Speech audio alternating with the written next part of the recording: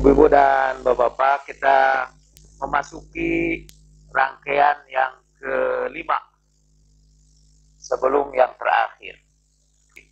Sekali lagi sambil mengingat-ingat kembali, ada 6 praktik sufi yang diamalkan oleh seluruh pengikut tasawuf, aliran apapun mereka dan dimanapun mereka berada. Yang pertama, mengurangi makan atau alju. Yang kedua, membiasakan puasa dengan cara mengendalikan hawa nafsu. Yang ketiga, khusus mengurangi pembicaraan, asum. Yang keempat, yang sudah kita bicarakan adalah perkhidmatan kepada sesama manusia. Dan hari ini Ustadz Agus akan membicarakan konsep khalwat. Dan kita beri judul pertemuan kita malam ini dengan mati sebelum mati. Berdasarkan hadis Nabi Shallallahu Alaihi Wasallam, mutu qabla an tamutu. Hendaklah kamu mati sebelum kamu mati. Matilah kamu sebelum kamu betul-betul mati. Pembicaraan lebih lanjut tentang mati sebelum mati itu insya Allah akan disampaikan oleh Ustadz Agus Abu Bakar. Biasanya saya sebagai pembawa acara harus memperkenalkan dulu siapa Ustadz Agus ini. Untuk perkenalan singkat, Ustadz Agus ini adalah salah seorang Ustadz yang sejak kira-kira 5 tahun yang lalu selalu berkata kepada saya ingin segera mati. Sampai berulang-ulang itu Ustadz Agus ucapkan, saya ingin segera mati. Sampai tadi itu sambil membantingkan tubuhnya di ranjang saya di situ, Ustadz Agus mengatakan, dunia ini hanya sandiwara. Betul ya? Betul. Dunia itu hanya sandiwara. Beliau dengan singkat adalah ahli kematian. Karena sudah dari dulu yang beliau pikirkan itu adalah kematian. Bahkan mungkin Ustadz Agus ini termasuk orang yang rada jengkel, kenapa belum juga mati. Insya Allah dengan latar belakang keahlian seperti itu, Ustadz Agus akan memperkenalkan kita kepada kematian ikhtiari sebelum kematian idtirari.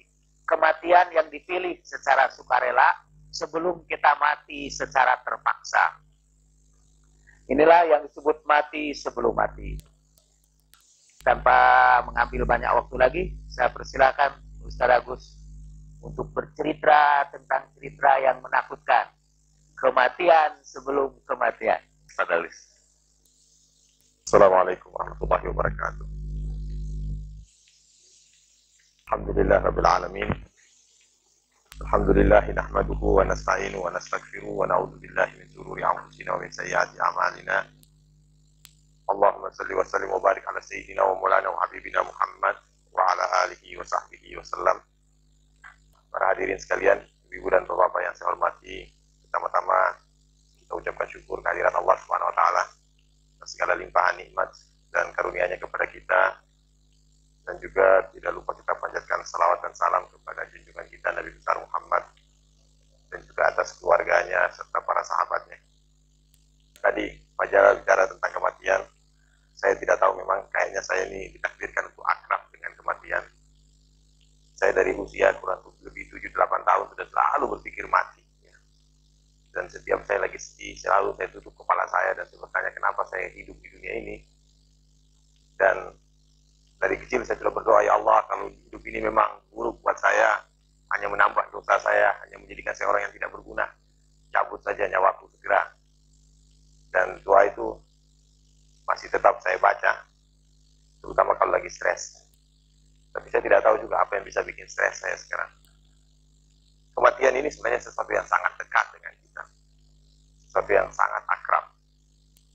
Salah satu ujar dari Imam yang suci dikatakan bahwa sebenarnya seketika seseorang sedang menjalani kehidupan, dia pada saat yang sama sedang menjalani kematian. Karena setiap tarikan nafas kita itu mengurangi jatah nafas kita. Bahwa setiap siang dan malam tidak lebih adalah langkah-langkah kita yang sedang bergerak menuju kepada kematian itu. Bahwa kita sedang berkendaraan siang dan malam menuju kepada akhir dari perjalanan kita dalam hidup ini. Hanya saja alangkah sedikitnya orang yang belajar tentang hal ini, dan sedikit sekali orang yang menyadari akan hal ini. Kita kita lebih banyak hanyut, tenggelam dalam kesibukan duniawi kita, dan kita sibuk mengejar menumpuk batu di atas batu, emas di atas emas, rupiah di atas rupiah dengan dolar, dan segala sesuatunya. Kemudian sebagaimana Allah mengatakan, alhaakumut takatsur hatta zurtumul maqabir.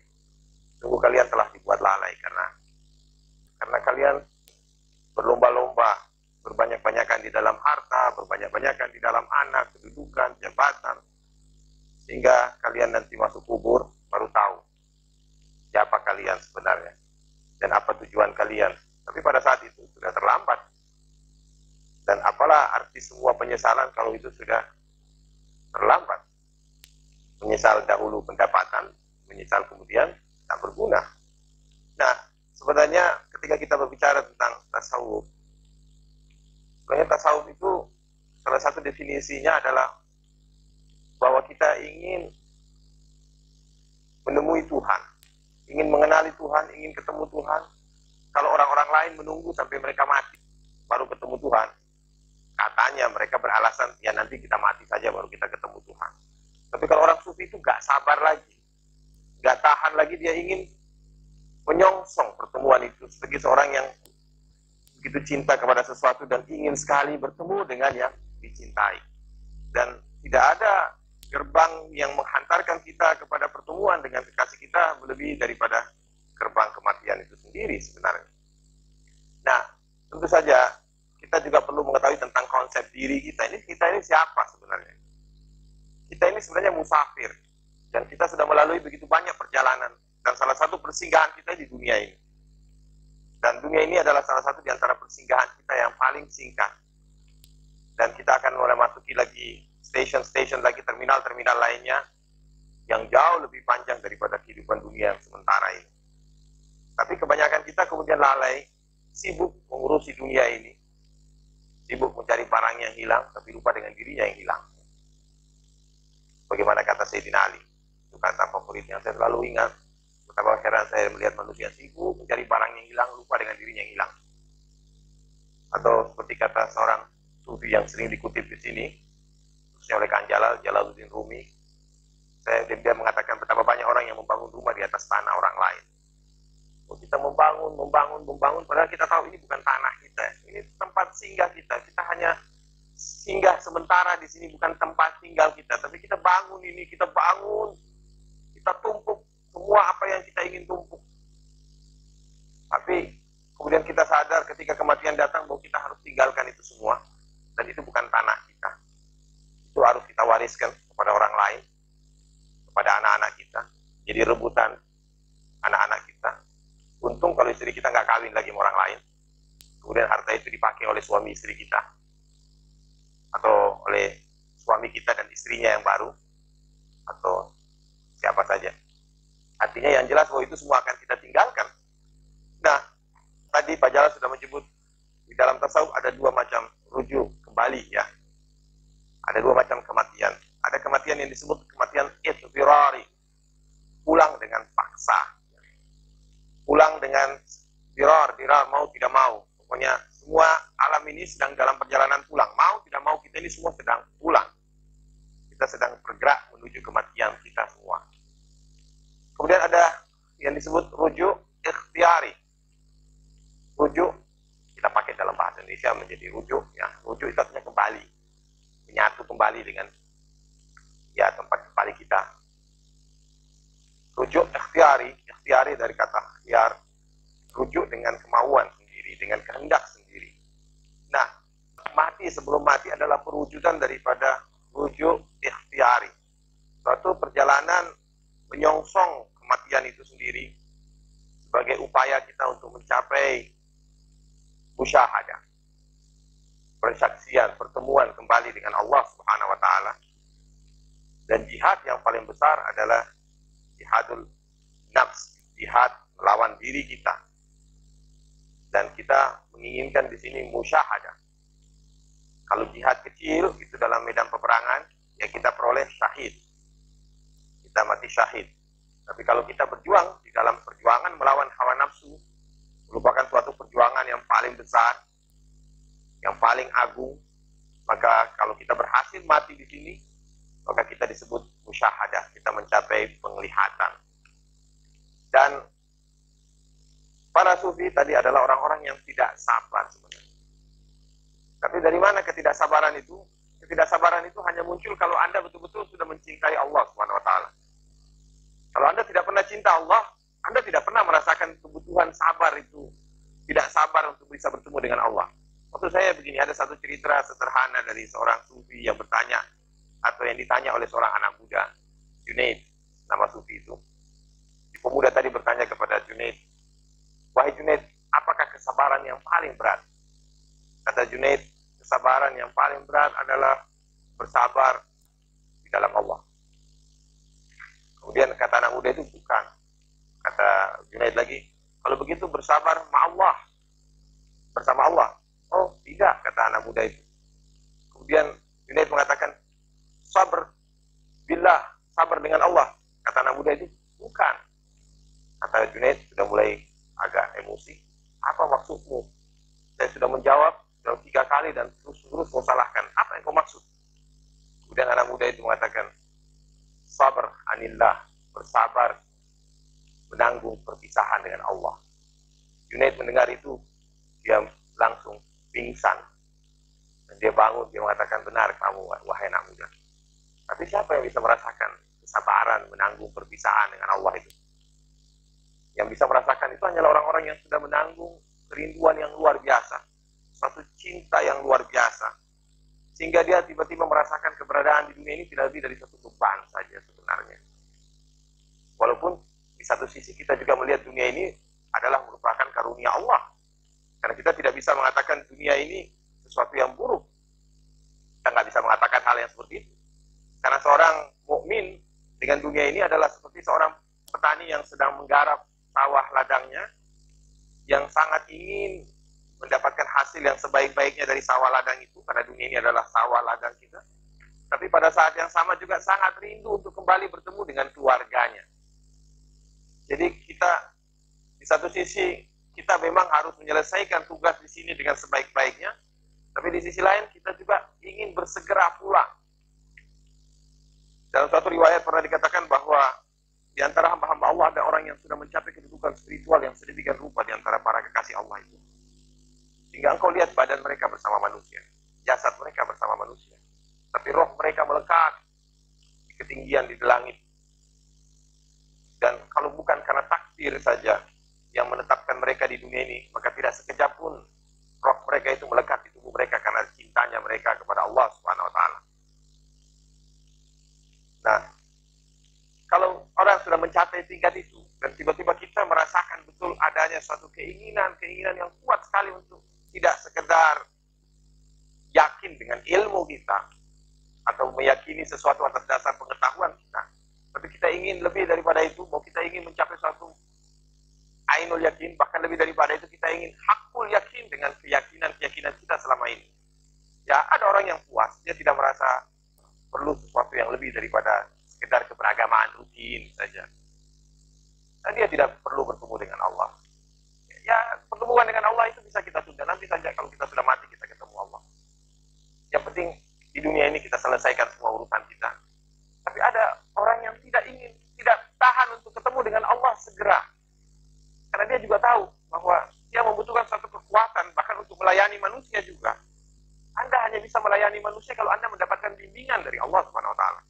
Anda bisa berbuat sebaik-baiknya kepada sesama manusia kalau Anda sendiri sudah mendapatkan satu keyakinan bahwa Anda sudah mendapatkan satu petunjuk. Dan bagaimana petunjuk itu Anda raih? Bagaimana Anda menghayati? Bagaimana Anda merasakan bahwa Anda sendiri sudah mendapat petunjuk itu? Nah, di sini ada satu keinginan yang dalam sekali dalam hati kita bahwa kita ingin satu kepastian. Benarkah saya ini sudah di atas jalan itu? Kita mungkin punya keraguan, dan keraguan itu saya kira sesuatu hal yang wajar. Sebagaimana Ibrahim, dia pernah memohon kepada Allah, ya Allah arini kaifa tuhyil maut. Ya Allah, tunjukkan kepadaku bagaimana engkau menghidupkan yang mati. Kemudian Allah berfirman kepada Ibrahim, awalam tu'min, apa kamu belum beriman? Kata Ibrahim, tidak. Litatma'inna qalbi, agar hatiku jadi tenang, jadi tentram. Bahwa ada keinginan yang sangat hakiki, bahwa di balik itu lagi ada keinginan untuk bisa mencapai satu musyahadah kepada Allah Subhanahu wa taala. Bahwa tidak ada kerinduan yang sangat diharapkan oleh seorang pencinta kecuali bertemu dengan sang kekasih. Oleh karena itu Allah menyuruh kepada orang-orang yang sudah mencapai level seperti itu, bukan lagi ya ayyuhalladzina amanu, tapi Allah menyuruh mereka faman syaa'a liqa'a rabbi. Siapa yang ingin ketemu Tuhannya? Siapa yang ingin ketemu Tuhannya? Tapi Allah mengatakan sedikit sekali di antara manusia yang ingin ketemu Tuhannya. Sedikit sekali. Kebanyakan kita hanya cari fasilitasnya Allah.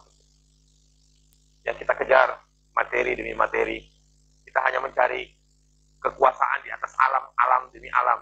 Mungkin ada yang sudah mencapai bahwa tidak ingin kekuasaan dunia saja, dia ingin kekuasaan di alam malakut, ingin naik ke alam lahut, ingin naik ke alam jabarut. Tapi dia berhenti di situ. Dia tidak ingin ketemu dengan Allah Subhanahu wa taala. Dia tidak ingin bertemu dengan Al-Malikul Mulk, raja dari semua raja ini. Dia berhenti pada fasilitas itu. Dan yang dia cari kekuasaan dirinya sebenarnya. Yang dia cari kebesaran, keagungan dirinya. Oleh karena itu, dalam bentuk yang sangat halus, bahwa orang itu secara tidak sadar, sebagaimana Allah mengatakan, "Afara'aita man ittakhadha ilahahu hawa?" Tidakkah kau lihat orang-orang yang menjadikan keinginannya itu sebagai Tuhannya? Orang-orang yang menjadikan keinginannya sebagai Tuhannya. Bahwa Tuhan itu sendiri hanyalah sekedar pelampias keinginan dia. Sebagai objek saja. Bahwa Tuhan dia tidak pernah kenal Tuhan, dia tidak pernah punya kerinduan, dia tidak pernah punya satu kehubungan dan merindukan hubungan yang intim dengan Tuhan. Tidak. Nah, Allah di dalam Quran, dan saya ketika baca ayat itu saya tersentak bahwa ternyata sangat sedikit di antara hamba Allah ini yang mengharapkan pertemuan dengan Allah. Sangat sedikit. Tadi Allah mengatakan, "Faman syaa'a liqa'a rabbi," siapa yang hendak ketemu Tuhannya, "falyamal amalan shalihan." Maka hendaklah dia beramal dengan amal yang saleh. Wala yusyrik bi ibadati rabbih ahada, dan hendaknya dia tidak menyekutukan Allah dengan sesuatu pun. Dia hendaknya tidak menyekutukan Allah dengan sesuatu pun. Yang dimaksud dengan sesuatu pun ini bukan berarti dia menyembah berhala secara lahiriah, tapi sebenarnya kalau kita menyadari makna ilah, ilah di sini adalah cinta. Mencintai sesuatu dengan kecintaan yang sama kepada Allah. Cinta kepada surga, takut kepada neraka. Seringkali lebih dominan daripada kerinduan bertemu dengan Allah Subhanahu wa taala. Bahwa seringkali yang dominan di batin kita bukan Allah, tapi fasilitasnya. Bukan Allahnya. Nah, kita di dalam perjalanan spiritual kita ini, kita inginkan sadarkan kembali diri kita. Ketika kita membaca la ilaha illallah, salah satu makna yang ditanamkan dalam diri kita adalah bahwa tidak ada yang patut dicintai kecuali Allah, dan tidak ada yang wujud secara hakiki kecuali Allah. Kullu man 'alaiha fan wa yabqa wajhu rabbika dzul jalali wal ikram. Segala sesuatunya ini pasti musnah. Segalanya ini pasti fana. Yang kekal hanyalah wajah Tuhanmu saja. Bahwa kita disadarkan di sini bahwa kita itu fana. Bahwa sebenarnya kalau kita bicara tentang esens keberagamaan kita, kalau kita bicara tentang hakikat keberagamaan itu sendiri, itu hanya bisa diawali kalau Anda pernah merasakan apa yang disebut krisis eksistensial, atau apa disebut krisis metafisis. Ketika Anda tiba-tiba merasa, siapa saya, dari mana saya, dulunya saya ini tidak ada, dan saya ada di dunia ini, mau kemana saya, untuk apa saya di dunia ini. Kemudian itu menggoncang batin Anda, dan kemudian itu menggetarkan hati Anda untuk kemudian mengenali diri Anda yang sebenarnya, yang hakiki. Siapa Anda sebenarnya? Apa arti wujud ini di sekeliling Anda? Anda tiba-tiba melihat segala-galanya ini tidak ada. La ilaha illallah qabla kulli ahad. La ilaha illallah ba'da kulli ahad. La ilaha illallah yabqa rabbuna wa yafna kullu ahad. Tidak ada Tuhan selain Allah sebelum segala sesuatu ini. Tidak ada Tuhan selain Allah sesudah segala sesuatu ini musnah. Dan tidak ada Tuhan selain Allah, kekallah Tuhanku, dan musnahlah segala sesuatunya. Itu antara lain zikir yang diajarkan Nabi kepada Imam Ali. Itu dibaca. La ilaha illallah qabla kulli ahad. Tidak ada Tuhan selain Allah sebelum segala sesuatu. La ilaha illallah ba'da kulli ahad. Tidak ada Tuhan selain Allah sesudah segala sesuatu. La ilaha illallah yabqa rabbuna wa yafna kullu ahad. Kekallah Tuhanku dan musnahlah segala sesuatu. bahwa Anda harus bisa sampai kepada tingkat itu sehingga Anda tiba-tiba melihat fana semuanya. Dan sesudah Anda fana, Anda kemudian bisa melihat semuanya dengan satu pandangan yang baru.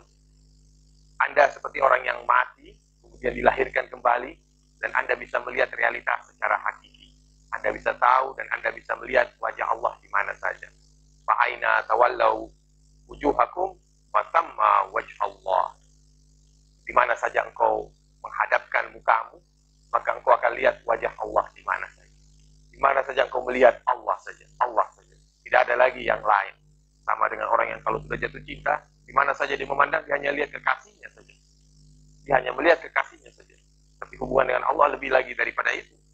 Dan Anda tiba-tiba melihat kemana saja Anda memandang, yang ada hanyalah ayat-ayat Allah saja. Yang ada hanya wajah-wajah Allah saja. Tapi untuk itu Anda harus lepas dari semua keterikatan, dari semua keterbatasan yang selama ini telah mengconditioning diri kita, yang selama ini telah membelenggu pikiran, perasaan, keinginan kita, sehingga kita tidak bisa melihat realitas kecuali dari sudut pandang kita yang sempit. Sudut pandang kita yang sempit inilah yang mempermiskin realitas ini, membuat kita tidak bisa melihat kebesaran, keagungan Allah yang sedemikian luar biasa di sekeliling kita. Kita tidak bisa melihat nikmat Allah yang luar biasa. Kenapa? Karena kita sudah terkotakkan dalam satu matriks, dalam suatu cara berpikir sedemikian rupa, yang merupakan hasil dari suatu conditioning yang telah kita alami selama berpuluh-puluh tahun dalam hidup ini. Dan itu mematikan sebagian besar kemampuan, potensi-potensi kita yang luar biasa. Dan apa yang terjadi? Kita menjadi fasik. Fasik artinya buah yang tidak sempat tumbuh dan hancur dimakan oleh tanah. Dan biji ya, kalau kita lihat biji-biji itu mestinya tumbuh menjadi sempurna, menjadi pohon. Tapi kemudian fasik itu adalah biji yang gagal tumbuh, gagal berkembang, gagal menjadi apa yang seharusnya dia menjadi. Nah, kemudian manusia mengalami hal seperti itu sebagian besar. Allah menyebut sebagian besar manusia itu fasik, ya. Gagal. Fasik berasal dari kata bahasa Arab yang artinya biji kurma yang keluar dari kulitnya sebelum waktunya. Biji kurma yang gagal tumbuh berkecambahnya. Jadi dia gagal mencapai wujud, gagal menjadi dirinya sebenarnya. Nah, kemudian kita lihat fana, ya inilah yang sebenarnya kita ingin raih, bahwa fana ketika kita lepas, ya kalau Anda nonton film Matrix itu saya kira ada kemiripan. Itu film punya pesan subliminal yang berasal dari kelompok Scientology di Amerika. Itu ada satu gerakan keagamaan yang berorientasi kepada sains. Bahwa Anda hanya bisa meraih kembali kemampuan Anda yang sempurna tadi, kalau Anda bisa melepaskan diri Anda dari matriks dunia ini, dari matriks conditioning yang selama ini telah Anda alami di dalam kehidupan Anda. Anda telah dikondisikan sedemikian rupa, sehingga cara berpikir Anda pun dikondisikan. Sehingga cara Anda berkeinginan pun dikondisikan. Perasaan-perasaan Anda pun merupakan hasil conditioning. Dan akibat conditioning tadi, maka dunia ini kita lihat bukan apa adanya, tapi kita lihat menurut kita, menurut sudut pandang kita. Sehingga tadi saya katakan dunia ini jadi miskin dalam hidup kita. Kita tidak bisa melihat keagungan dan kita tidak bisa tumbuh berkembang karena kita telah mengalami suatu proses conditioning sedemikian rupa sehingga sebagian besar kemampuan kita itu mengalami hambatan dan pelemahan. Saya ingat seorang guru yang mendidik muridnya ketika mengatakan kepada muridnya, kamu itu memiliki kemampuan yang luar biasa. Dan kita ini semua manusia Allah ciptakan sebagai khalifah Allah di muka bumi. Kita memiliki kekuatan yang luar biasa. Kita ini citra Allah. Kita adalah representasi Allah, vicegerent Allah dalam kehidupan dunia ini. Kita wakilnya. Dan untuk menjadi wakilnya tentu Allah telah memberikan suatu potensi yang luar biasa dalam diri kita. Suatu potensi yang luar biasa. Tapi sayang sekali bahwa pada sebagian besar orang potensi ini tadi hancur. Si guru itu memberitahu, dia hanya memberikan contoh sederhana. Bagaimana proses conditioning yang kita alami dalam kehidupan dunia ini. Seperti seekor jangkrik yang dimasukkan dalam satu kotak korek api. Tadinya itu jangkrik bisa lompat tinggi sebenarnya. Punya kemampuan untuk melompat tinggi. Jangkrik yang lain-lain itu punya kemampuan untuk lompat yang tinggi sekali. Tapi ketika dimasukkan ke dalam kotak, disimpan berapa hari, apa yang terjadi? Ketika jangkrik itu dikeluarkan, dia hanya melompat setinggi kotak korek itu. Kemampuan dia mengalami penurunan yang luar biasa. kita ini, akibat conditioning yang kita alami di dunia ini, kita telah mengalami kehilangan kemampuan kita sebagian besar. Dan conditioning itu kita peroleh melalui keberadaan kita dengan dunia ini. Melalui panca indera kita ini. Melalui lingkungan kita, bahwa kita lah dibentuk oleh lingkungan kita, oleh pendidikan kita. Dan kalau Imam Al-Ghazali mengatakan bahwa kita tahu hati kita yang mestinya ini diisinya Allah saja, tapi kemudian dikotori oleh berbagai hal. Kemudian terjadi satu kerusakan dalam sistem hati kita. Hati kita ini seperti satu telaga yang menerima masukan dari berbagai sungai. Dan sungai itu diibaratkan sebagai panca indera. Dan melalui panca indera kita ini kita telah memasukkan berbagai sampah, berbagai kotoran ke dalam hati kita, dan itu menumpuk masuk ke alam bawah sadar kita. Kemudian itulah yang membentuk diri kita, membentuk image diri kita, dan kemudian muncullah diri-diri palsu kita. Ya, kemudian terbentuklah diri-diri palsu itu, dan kemudian kita pelihara, kita rawat, tapi kita sudah lupa dengan diri asli kita. Nah, akibat conditioning tadi kata Imam Al-Ghazali, maka salah satu cara untuk membersihkan, karena kita ini ingin bersihkan ini hati dari semua kotoran tadi, kita ingin bersihkan. Tapi bagaimana bisa kita bersihkan kalau pada saat yang sama aliran kotoran terus-menerus mengalir masuk terus. Kita nonton TV, kita dengerin orang ngerumpi, kita jalan di jalan, kita lihat semuanya, kita menghadapi berbagai hal, kita masuk ke mall, kita lihat lagi berbagai hal, kemudian semua masuk. Ya, dan masuknya itu tidak tersensor. Dia masuk begitu saja dan terus-menerus mengisi relung-relung hati kita dan menumbuhkan semakin banyak ilalang di dalam hati kita, sehingga pohon Allah tidak pernah tumbuh di dalam diri kita. Kecintaan kepada Allah itu tidak pernah tumbuh karena dia tertekan. Energi kita, kesuburan hati kita termakan oleh energi-energi yang harus dihabiskan untuk memenuhi berbagai ilah-ilah yang telah tertanam masuk ke dalam hati. Dan itulah yang terjadi pada sebagian besar manusia. Dan itulah syirik sebenarnya. Di dalam Quran, Allah mengatakan, wa minan nas may yattakhidhu min dunillahi andadan yuhibbunahu ka hubbillah walladzina amanu ashaddu hubban lillah. Di antara manusia ada orang yang menciptakan tandingan-tandingan Allah, mereka mencintainya sebagaimana cintanya kepada Allah. Sedangkan orang yang beriman sangat-sangat cintanya kepada Allah Subhanahu wa taala. Nah, kotoran-kotoran ini kita berusaha bersihkan, kita salat tapi kotoran masuk lagi. Kita zikir, kotoran masuk lagi.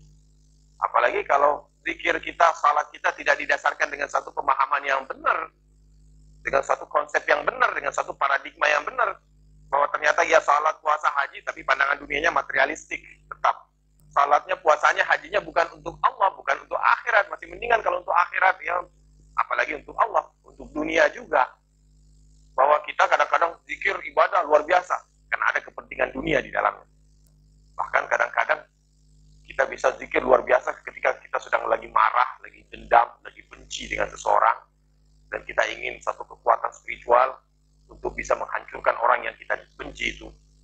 Dan kemudian kita bisa zikir sampai ribuan, yang kalau sehari-hari kita hanya bisa zikir 100, tapi karena kita lagi marah, lagi dendam, zikirnya bisa ribuan. Sudah salah seperti itu, bahkan kekuatan zikir itu bahkan kita jual akhirat kita untuk dunia sebenarnya. Kita telah menghancurkan sebenarnya sesuatu yang begitu agung untuk sesuatu yang begitu rendah. Kita mengejar sesuatu yang fana dan kita meninggalkan sesuatu yang kekal. Nah, para sufi kemudian mengambil langkah bahwa untuk itu kita harus mundur dari dunia ini. Kita harus mundur, kita harus cut semua ini. Saluran-saluran ini kita harus cut. Kita mau bersihkan ini. Bagaimana kita bersihkan kalau setiap hari kotoran masuk lagi. Kita buang kotorannya, masuk lagi yang lain. Buang lagi, masuk lagi. Sehingga tidak sempat bening itu air. Tidak sempat bersih. Apa yang kita lakukan? Itu menjadi satu tradisi bahwa para sufi kemudian mengambil jarak dari dunia ini. Dia tinggalkan aktivitas dunia ini. Dia eksklusi, dia halwat. Lepaskan diri dari dunia ini.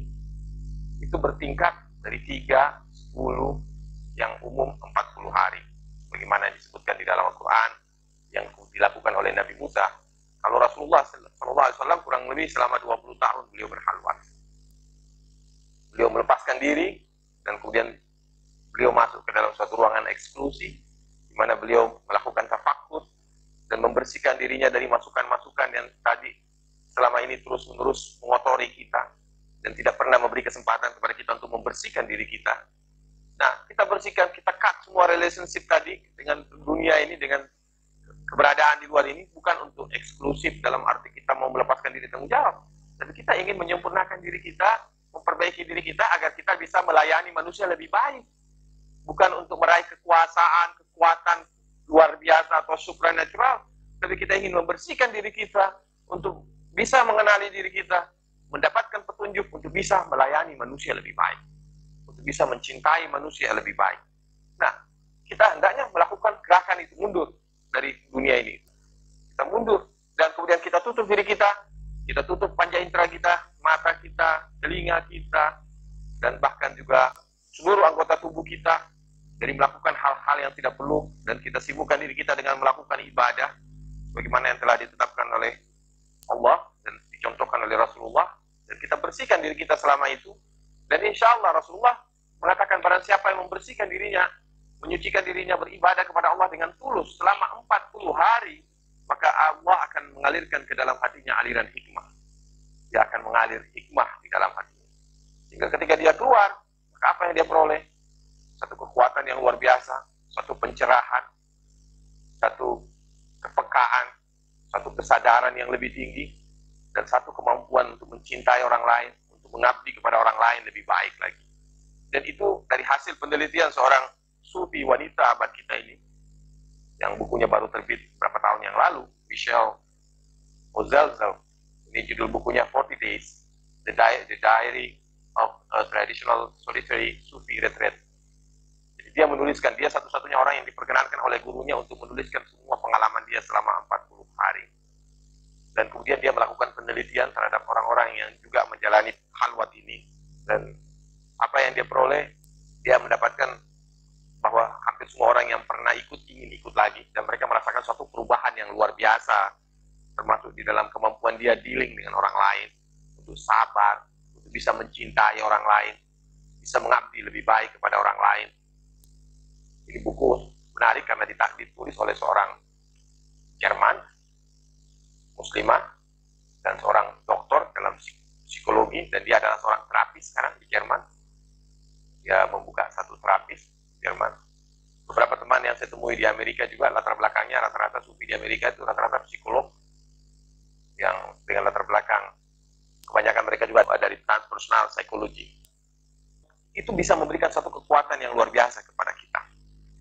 Kita lihat di sini kenapa tadi, bahwa kita bersihkan diri kita sucikan kembali diri kita, dan antara lain dengan menutup diri kita, menutup panca indera kita, dan kemudian kita bersihkan itu diri. Dan sesudah kita mencapai kebersihan, maka otomatis juga panca indera kita akan memiliki kemampuan yang luar biasa, ya, untuk bisa mensensor informasi atau data-data yang masuk ke dalam diri kita. Saya pernah mengikuti beberapa metode, antara lain saya pernah ikut, mungkin pernah dengar jamaah tabligh ya. Jamaah tabligh ini juga menerapkan prinsip bahwa orang dalam setiap minggu harus mengeluarkan waktunya 1 hari untuk Allah, dalam 1 bulan 3 hari untuk Allah, dalam 1 tahun 40 hari, dalam seumur hidup 4 bulan.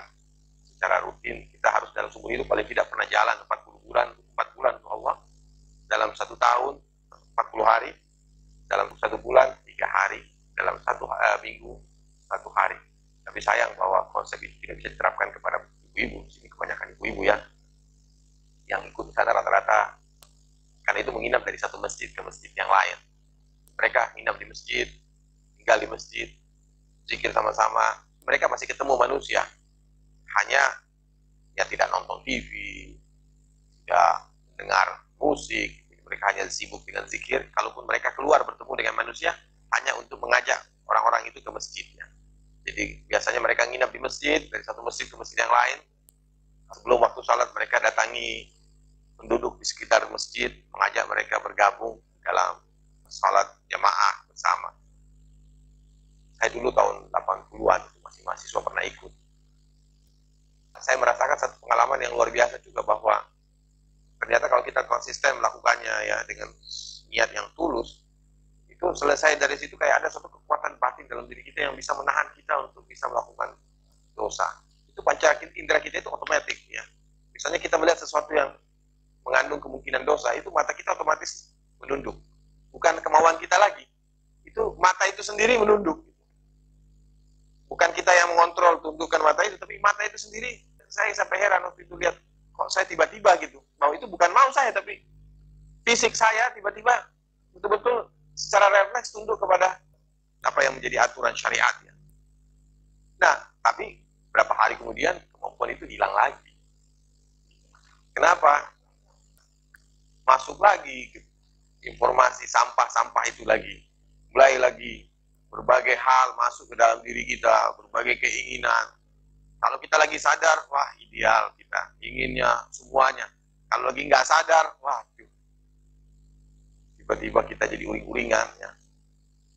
Kehilangan kontrol. Nah, satu pengalaman yang kadang-kadang saya rindukan lagi, dan saya belum sempat jalani lagi. Dan ada satu kenyamanan yang luar biasa, tapi kenyamanan yang bukan berarti kenyamanan perasaan tentram. Perasaan tentram dalam pengertian kita merasa ada satu kedamaian di dada ini. Sebagaimana Allah mengatakan, yasrah sadrah. Allah lapangkan ini dada, lapang ini terasa di dada. Perasaan nyaman dan perasaan seakan-akan itu urusan gampang aja semua sehari-harinya.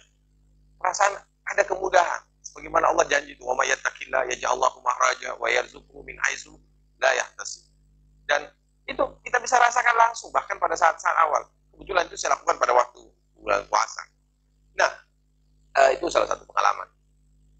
Itu pengalaman hanya menunjukkan bahwa untuk sharing saja dengan para hadirin sekalian tanpa bermaksud untuk mengatakan, wah saya sudah punya pengalaman luar biasa. Karena bisa saja saya seperti iblis ini yang 40.000 tahun ibadah kemudian laknat oleh Allah juga. Tidak ada jaminan apapun ya. Itu hanyalah pengalaman-pengalaman sesaat yang boleh kita pelajari, tapi kita harus hati-hati bahwa lebih baik satu dosa yang membuat kita taubat, membuat kita menyesal, merasa rendah di hadapan hamba-hamba Allah yang lainnya daripada suatu kebajikan yang membuat kita bangga, kita ujub, kemudian merasa sombong, kemudian meremehkan orang lain. Nauzubillah min dzalik, bahwa Sayyidina Ali mengatakan kadang-kadang dosa itu lebih baik dari perbuatan baik. Orang yang berdosa tapi dia kemudian taubat, merasa rendah hati, merasa dirinya hina di hadapan Allah, itu jauh lebih baik daripada orang yang berbuat kebajikan yang kemudian bangga dan mulai merasa dirinya telah berbuat baik. Dan itulah iblis, ya. Bagaimana dia telah dihancurkan oleh egoisme dia. Nah, egoisme inilah sumber dari semua keburukan, ya. Ego, di mana kita tiba-tiba memandang diri kita terpisah dari realitas yang lain. Kita melihat diri kita sebagai suatu entitas yang terpisah. Kita tidak melihat realitas ini dalam suatu pandangan tauhid. Dalam suatu pandangan tauhid, dalam arti kita melihat bahwa semuanya ini adalah satu kesatuan, bahwa betapa kita ini tergantung kepada Allah sebagai As-Samad. Bahwa apapun yang kita miliki, apapun yang kita raih, apapun yang kita peroleh, semuanya hanyalah karunia Allah saja. Dan kesadaran ini menghantarkan kita bahwa sebenarnya kalau kita lihat bahwa dosa yang paling besar dari iblis itu bukan karena dia syirik dalam pengertian dia menentang uluhiyahnya Allah, menentang rububiyahnya Allah. Dia lihat Allah, dia berkomunikasi dengan Allah. Dia lihat rububiyahnya Allah, dia melihat kerajaannya Allah. Dia lihat kekuasaan Allah, dia lihat ketuhanannya Allah. Apa yang membuat dia terkutuk? Apa yang menyebabkan sebagian besar orang-orang syirik, orang-orang musyrik di zaman Nabi, orang-orang kafir Quraisy menolak Nabi?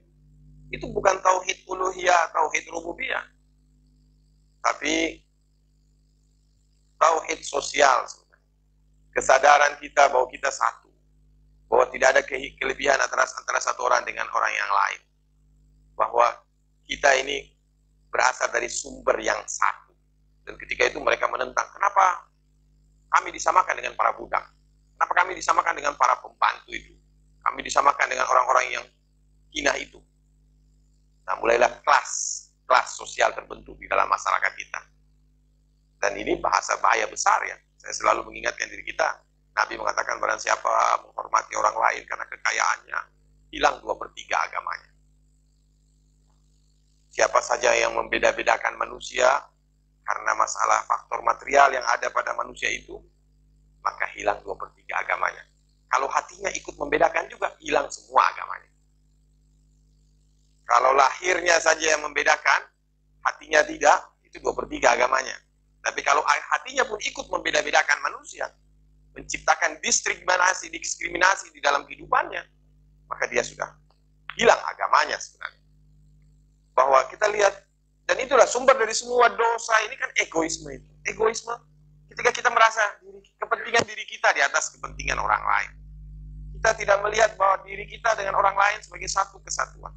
Jadi satu ego parsial, ego yang terpecah, yang lepas daripada kebersamaan, lepas dari keberadaan, lepas daripada kesatuan wujud. Dan iblis seperti itu. Dia lepas dari itu. Dia tiba-tiba merasa dirinya lain sendiri. Dan dia mulai merasa dirinya ada. Dia merasa dirinya ada. Kemudian dia mulai melihat kebaikan dirinya. Dan melihat keburukan orang lain. Dan mulai bangga dengan kebaikan dirinya. Dan menyebut kepantasan bagi dirinya atas semua kebaikan itu. Untuk mendapatkan kemuliaan. Dan menyebut Adam tidak pantas karena semua kerendahan yang dia nisbahkan kepada Adam. Ketika dia dijatuhkan oleh Allah, ketika dia jatuh, ketika Allah menunjukkan kesalahan cara berpikir dia tidak mengakui, dia melakukan justifikasi, melakukan rasionalisasi, melakukan pembenaran demi pembenaran. Ketika semua pembenaran dia gagal juga, dia melakukan apa? Dia putus asa dan mengatakan Tuhanlah yang menyesatkan dia. Ketika dia berbuat baik, dia mengatakan dia yang berbuat baik. Nahnu nuqaddisulaka wa nusabbihu bihamdika. Ketika dia jatuh dalam dosa, dia mengatakan lima agwaitani, sebagaimana engkau telah menjatuhkan aku ya Allah, sebagaimana engkau telah menyesatkan, menggelincirkan aku. Jadi dia lihat bagaimana cara berpikir dia. Ketika dia jatuh dalam dosa, dia nisbahkan kepada Allah. Ketika dia berbuat baik, dia nisbahkan kepada dirinya. Padahal mestinya kan sebaliknya. Orang yang beriman itu sebaliknya, bahwa ketika dia berbuat baik, dia akan merasa itu dari Allah. Ketika dia ditimpa suatu kebajikan, wa ma asabaka min hasanatin faminallah, wa ma asabaka min sayyi'ah famin nafsik. Apa saja yang baik menimpa kamu dari Allah, apa saja yang buruk menimpa kamu dari dirimu sendiri. Jangan mencari kesalahan, jangan mencari kambing hitam. Karena itu tidak akan pernah menumbuhkan Anda, menyempurnakan Anda. Dan kita lihat dosa yang paling dasar dari semua ini adalah eksistensi. Iblis itu merasa dirinya eksis. Merasa dirinya eksis terlepas dari Allah Subhanahu wa taala. Bahwa egoisme itu muncul dalam diri kita ketika kita merasa diri kita eksis sendiri, terlepas daripada kesatuan wujud ini. Bahwa kita ini kan tadi saya katakan bahwa dosa kita yang paling, bahwa kita ini tidak sadar bahwa kita ini tidak ada dan kita akan tiada lagi. Kita tidak punya kekuasaan atas diri kita, kita tidak punya kuasa atas jiwa kita. Kata Allah, kalau kamu memang kuasa, coba tahan tuh malaikat maut ketika datang kepadamu. Kalau memang kamu berkuasa atas dirimu, tahan itu malaikat maut. Apa kamu punya kuasa atas dirimu? Kamu nggak punya kuasa. Nah, dosa kita yang paling besar tadi adalah egoisme. Ini merupakan akar dari semua dosa. Dan egoisme ini muncul dari satu sangka kita bahwa kita eksis terlepas dari Allah Subhanahu wa taala. Kita eksis terlepas dari semua realitas. Kita lupa bahwa eksistensi kita hanyalah karena Allah, karunia Allah. Oleh karena itu, ada satu diktum di kalangan para sufi mengutip dari satu hadis Nabi, wujudukum zambun azim. Keberadaanmu, eksistensimu itulah dosa yang paling besar. Dosa yang paling besar. Oleh karena itu, dalam satu hadis juga dikatakan bahwa kalau Allah sudah sayang kepada seorang hamba, diujinya sedemikian rupa, diberikan derita demi penderitaan, kemudian pada puncaknya nanti Allah akan ambil nyawa orang itu, dan kemudian Allah tebus. Dan diatnya, Anda tahu diat? Diat itu kalau kita membunuh orang, kita harus membayar diat. Allah mengatakan, akulah sebagai diatnya dia. Jadi kalau Anda ingin bahwa semakin seseorang itu mencapai kesempurnaan, maka pada puncaknya dia harus mati. Tadi ketika dia mati, dia lepas dari semua matriks ini. Katanya dalam suatu riwayat Nabi mengatakan kalau seseorang itu mati, hilang pikirannya, hilang perasaannya, hilang keinginannya. Karena apa yang kita sebut pikiran, perasaan, keinginan, itu semua conditioning yang kita alami di sini. Apa yang kita pikirkan, apa yang kita inginkan, apa yang kita rasakan, itu tidak lebih dari permainan conditioning yang kita alami dalam hidup ini. Setelah kita mati, kita baru sadar, lah semua fata morgana ternyata. Semua kepalsuan, semua tipuan saja. Tapi ya sayang kalau itu semua harus terjadi pada saat kita mati. Maka sebelum itu terjadi pada saat kita mati dan tidak ada kesempatan untuk pulang, alamilah sebelum Anda mati. Matilah sebelum mati. Allah memberikan perangkat ibadah, pelatihan, mulai daripada salat, puasa, zakat, haji. Semua itu adalah latihan untuk mati. Itu adalah latihan daripada mutu qabla an tamut. Dengan latihan, dengan ibadah-ibadah itu sebenarnya kita telah sedang dilatih oleh Allah untuk melepaskan diri kita dari keterhanyutan kita dari dunia ini. 5 kali sehari kita lepas dari hanyutnya dunia ini. Kita lepas dari rutinitas sehari-hari kita, keterhanyutan kita. Dengan diwajibkannya 5 kali sehari kita salat. Tapi kalau orang sudah mencapai kesempurnaan, salatnya itu daimun setiap saat. Kalau orang awam, salatnya 5 waktu saja. Seperti juga kalau orang yang awam, salatnya itu kiblatnya ke Ka'bah. Tapi kalau orang yang sudah hakikat, kiblatnya itu di mana saja engkau menghadap, di situ wajah Allah. Tapi bukan berarti kalau orang sudah hakikat nggak salat lagi. Banyak orang yang salah paham, katanya kalau sudah hakikat nggak salat lagi, nggak puasa lagi, nggak haji lagi. Lah, bukan seperti itu. Dia sudah mencapai suatu keadaan di mana setiap saat dia salat, tapi dia tidak meninggalkan salat yang 5 waktu. Dia tidak meninggalkan kewajiban-kewajiban yang telah ditegakkan oleh syariat. Sekali lagi bahwa kita hanya bisa lepas dari ini semua, lepas dari matriks ini dengan matilah sebelum mati. Kenapa? Dengan mati itu Allah mengatakan kalau orang mati itu wakasafna angka ghita'aka fabasarukal yawmal hadid. Pada hari itu kami angkat tirai hijab yang selama ini menutupi matamu dari melihat hakikat, dari melihat realitas bagaimana apa adanya. Tapi kalian telah melihat realitas melalui kacamata buram dan yang berwarna, sehingga yang pakai kacamata merah bilang semuanya merah, yang pakai kacamata hitam semuanya hitam, yang pakai kacamata kuning mengatakan semuanya kuning. Nah, pada saat mati, semua kacamata matriks kita ini disingkap, dilepas dari kita. Oh, kita lihat hakikat. Kita lihat semua realitas ini apa adanya. Kalau orang bisa mencapai itu adalah suatu pencapaian yang paling ideal, paling sempurna di dalam perjalanan spiritual kita. Karena semua perjalanan kita adalah bagaimana kita bisa sampai ke situ. Rumi berkata, siapa yang hanya mereka yang menjadikan musuhnya, keberadaan dirinya lah yang bisa memiliki eksistensi yang hakiki. Only he who is an enemy to his own existence possesses real existence. Hanya dia yang menjadi musuh dari keberadaannya sendiri memiliki eksistensi yang hakiki. Saya ingat Anne-Marie Schimmel, dia mengatakan hal yang paling menggetarkan pertama kali pikirannya ketika dia pertama kali berkenalan dengan tasawuf adalah satu buku yang ditulis dalam satu cerita tentang seorang sufi yang menceritakan bagaimana si sufi itu mengajak murid yang sedang dididiknya turun ke suatu perpustakaan dan kemudian menuju ke suatu tempat peti mati, dan kemudian di peti mati itu ada tertulis kata manusia itu tidur, ketika dia mati dia hidup, dia bangun.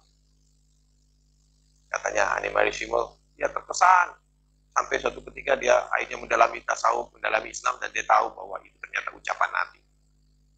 Dan itu adalah satu tema yang penting sekali di dalam tasawuf, bahwa kita ini semua sedang tidur. Dan pada saat kita matilah, kita itu bangun. Dan bangunnya kita itu melalui ibadah. Kita tadi, bahwa kita bagaimana mati. Matilah sebelum mati, bangunlah. Bangunlah. Sebelum dipaksa bangun nanti. Bangunlah. Ya. Sebelum kita harus digoncang dulu, dipertakuti dulu baru bangun. Kita bisa melihat kita punya pilihan, mau milih mati terpaksa atau mau mati pulang baik-baik.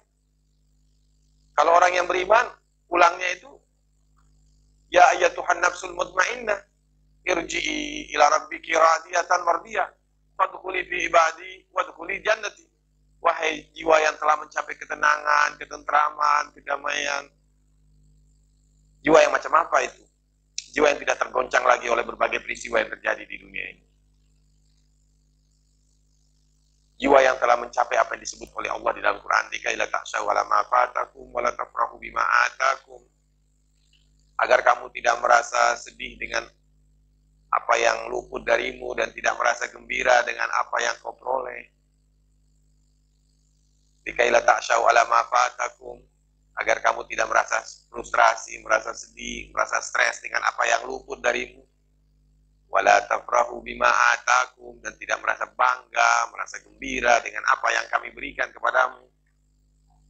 Innallaha la yuhibbu kulla mukhtalin fakhur. Allah tidak suka kepada orang-orang yang bangga, yang sombong lagi membanggakan dirinya. Nah, orang yang mencapai ketenangan tadi, orang yang sudah bisa melihat dunia ini sebagaimana hakikatnya. Dan tadi sekali lagi itu hanya bisa diraih dengan mati sebelum mati. Mutu qabla an tamut. Ya, matilah kamu sebelum mati. Salah satu bentuk pelatihan yang paling dalam dari mati sebelum mati itu sebenarnya tercantum di dalam haji sebenarnya. Haji itu kalau kita jalankan dengan benar, itu betul-betul satu proses mati sebelum mati yang luar biasa. Kalau kita sadari betul itu. Dia lebih daripada puasa, lebih daripada zakat, lebih daripada semua ibadah-ibadah yang lain digabung. Haji itu, karena di dalamnya semua yang kita lakukan. Salat, puasa, mengeluarkan harta di jalan Allah, itu semua ada di dalam haji tadi. Dan kita bahkan berkorban dengan jauh dari keluarga, melakukan perjalanan yang jauh, dan kita masuk ke satu latihan-latihan yang betul-betul sebenarnya menghantarkan kita kembali kepada kesadaran akan kesatuan, keesaan, akan tauhidul wujud, keesaan daripada alam, daripada wujud, dari keberadaan ini, tauhid, existential unity, kesatuan eksistensial daripada seluruh keberadaan ini. Saya kira kalau ada yang mau ditanyakan silahkan ditanyakan sebelum saya bicara pada level yang lebih tinggi. Soalnya kita baru bicara fana level awal itu. Silahkan. Ada yang mau tanya? Atau kita teruskan? Oke. Kita mulai dari wudu sebenarnya. Wudu itu sudah latihan mati sebelum mati. Kata seseorang sufi besar, seorang imam besar, guru dari berbagai mazhab, Imam Ja'far Shadiq, ada beberapa hal yang harus Anda sadarkan diri Anda sebelum Anda bisa berjalan di jalan spiritual. Kesadaran pertama adalah kesadaran bahwa apa saja yang ada di tangan Anda, apa saja yang Anda miliki itu bukan milik Anda. Bahwa apa saja yang ada di tangan Anda, apa saja yang ada pada Anda, bahkan diri Anda, sekali lagi itu bukan milik Anda. Inna lillahi wa inna ilaihi raji'un. Syarat kedua adalah kesadaran Anda bahwa Anda tidak pernah bisa mengatur diri Anda, tidak bisa pernah mengatur urusan Anda, tidak pernah bisa mengendalikan persoalan-persoalan Anda, affairs Anda, tanpa bersandar kepada Allah Subhanahu wa Ta'ala. Anda harus menanamkan diri Anda bahwa Anda tidak punya daya, tidak punya upaya kecuali karena Allah. La haula wa la quwata illa billah. Bahwa Anda tidak punya daya untuk bisa berbuat kebaikan, dan tidak punya daya untuk menghindari kejahatan, untuk menghindari dosa. Salah satu latihan di kalangan para sufi itu bahwa ketika Anda wudu itu proses penyucian pertama sebelum Anda masuk ke dalam salat. Anda bersihkan apa? Muka Anda dulu kan. Anda bersihkan muka Anda. Ya kalau kita biasanya berdoa, ya Allah, bersihkan wajahku dari mencari muka kepada selain Engkau ya Allah. Jangan biarkan wajah ini jadi hina, jadi rendah karena mencari muka orang lain, mencari muka manusia, merendah-rendah diri di hadapan manusia. Allah, jadikan hanya Engkau yang aku cari, dan aku bersihkan ini mukaku dari mencari muka kepada orang lain, kepada sesuatu pun selain Allah. Coba ada wudu pertama-tama begitu, setiap wudu, satu hari berapa kali wudu sambil bersihin muka, ya Allah, bersihkan ini muka dari mencari muka kepada selain Engkau ya Allah. Betapa banyak manusia merendahkan dirinya, kemuliaannya, dengan meminta kepada manusia, merendah-rendah kepada manusia.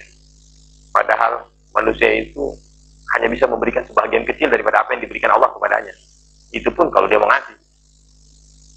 Kebanyakan juga mereka sudah kita mintain, bahkan kita dihinakan lagi olehnya. Kemudian ketika Anda bersihkan tangan Anda tanamkan, ya Allah, aku bersihkan ini semua diriku dari perasaan memiliki atas apa yang ada di tangan saya semua ini, Allah. Bukan ini milikku semua. Ini apa saja yang ada pada saya ini bukan milikku, hanya milikmu saja semata, ya Allah. Aku bersihkan pikiranku ketika kita mengusap kepala kita, khayalanku, harapan-harapanku dari segala sesuatu selain Engkau, ya Allah. Begitu juga ketika kita membersihkan kaki kita, ya Allah, aku bersihkan ini kaki dari melangkah kepada sesuatu yang tidak Engkau ridhoi, daripada bergerak menuju hal-hal yang tidak patut. Ketika melakukan ibadah itu kita harus menanamkan niat kita secara tulus dan menyertai setiap tahap daripada ibadah yang kita lakukan. Ketika kita wudhu, jangan niatnya dari awal saja, tapi kita lupa pada berikutnya, bisa saja setan masuk merusak niat kita. Wudhu yang wajib di tempat itu saja tadi ya. Yang lain-lain itu sunnah. Sunnah yang kalau perlu jangan dikerjakan kalau mengganggu orang lain. Kalau mengganggu orang lain dikerjakan juga batal wudhunya. Banyak orang yang melakukan wudhu sudah sedemikian komplitnya, tapi di hadapan Allah batal. Kenapa? Karena dia tidak punya kepekaan terhadap keperluan orang lain di sekelilingnya. Bahwa wudhu Anda harus berdasarkan hablum minallah, hablum minannas. Jangan asik ibadah, kemudian lupa dengan lingkungan, lupa dengan sekelilingnya. Maka kewajiban wudhu itu hanya satu kali, sedang yang lainnya sunnah. Dan sunnah hanya boleh dikerjakan kalau Anda punya waktu luang dan tidak ada gangguan atau tidak menimbulkan gangguan kepada orang lain di sekeliling Anda. Ini penting sekali karena banyak orang yang gagal dalam ibadahnya karena tidak punya kepekaan. Dan seringkali ulama kita ngajak kita ribut dalam masalah khilafiyah, sunnah-sunnahnya, tapi rukun wajibnya nggak diajarkan. Kita ribut bertengkar hanya gara-gara khilafiyah yang tidak ada juntrungannya. Tapi hal-hal yang prinsipil kita tidak lagi sempat menyentuhnya. Nah, kemudian ketika kita masuk di dalam salat pun juga seperti itu. Hanya salat ya nggak panjang, saya nggak bisa teruskan. Anda mesti belajar khusus untuk salat yang benar. Gimana salat itu dari takbir sampai salam. Tapi yang paling penting bahwa ketika Anda berada dalam keadaan sujud, maka hendaknya di situ Anda mencapai keadaan fana. Dan Anda harus ingat, bacaan-bacaan di dalam salat itu yang wajib rukun itu hanya sedikit sekali. Anda rukuk tanpa baca apapun itu sah. Tapi kalau Anda tidak tumakninah, batal. Tumakninah Anda hening. Anda diam. Anda merasakan kerendahan Anda di hadapan Allah. Anda melatih ketika Anda sujud, Anda hening, Anda rasakan lepas, Anda rasakan semuanya tidak ada. Bayangkanlah bahwa sujud pertama Anda itu adalah lambang atau simbol daripada ketiadaan Anda sebelum Anda di dunia ini.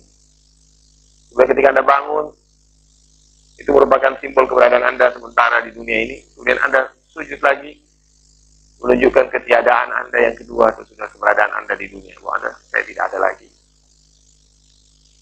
Rasakan sampai itu kekuatan panah itu, lepas itu kuat sekali. Dan kita tiba-tiba nanti, jangan kaget kalau tiba-tiba lihat semuanya nggak ada. Tahapan-tahapan dasar. Dan biasanya itu ada fenomena cahaya juga menyertai. Tiba-tiba berubah semua jadi cahaya saja. Tingkat cahaya. Tergantung fenomena cahaya, ada berbagai buku yang ditulis mengenai bagaimana pengalaman spiritual yang berkenaan dengan cahaya ketika kita melakukan ibadahnya. Ketahuilah bahwa saat yang terdekat antara seorang hamba dengan Khaliknya adalah saat dia sujud. Oleh itu dalam Quran Allah berfirman, wasjud waqtarif, sujudlah dan mendekatlah. Pada saat kita sujud itulah kita berada dalam posisi yang terdekat dengan Allah. Oleh karena itu jaga keheningan itu, jaga tumakninah itu. Lebih baik Anda tidak zikir dengan mulut Anda komat kamit mengejar waktu, berulang-ulang sampai 3 kali, dan itu juga sunnah saja, tapi Anda mengabaikan tumakninah. Utamakan itu tumakninahnya Anda, keheningan Anda, perasaan Anda bahwa ini semuanya nggak ada. Yang ada hanya Allah. Anda bisa merasakan itu pelan-pelan Anda latih sampai Anda bisa rasakan setiap Anda sujud, Anda bisa merasakan itu. Dan sampai perasaan itu kuat sekali, Anda bisa rasakan setiap saat. Dan Anda dengan mudah bisa mengendalikan perasaan, pikiran-pikiran Anda yang lainnya. Sebenarnya latihan mati untuk mati juga seperti puasa. Kita itu juga latihan mati untuk mati. Kalau kita masuk puasa, kita bulan puasa, kita lepaskan diri kita dari keterikatan jasmania kita. Dari keterikatan kita kepada kebutuhan-kebutuhan fisik kita yang menandai keberadaan kita di dunia ini. Karena besok kalau kita mati, kita nggak makan lagi. Nggak minum lagi. Kita lepas daripada itu semua.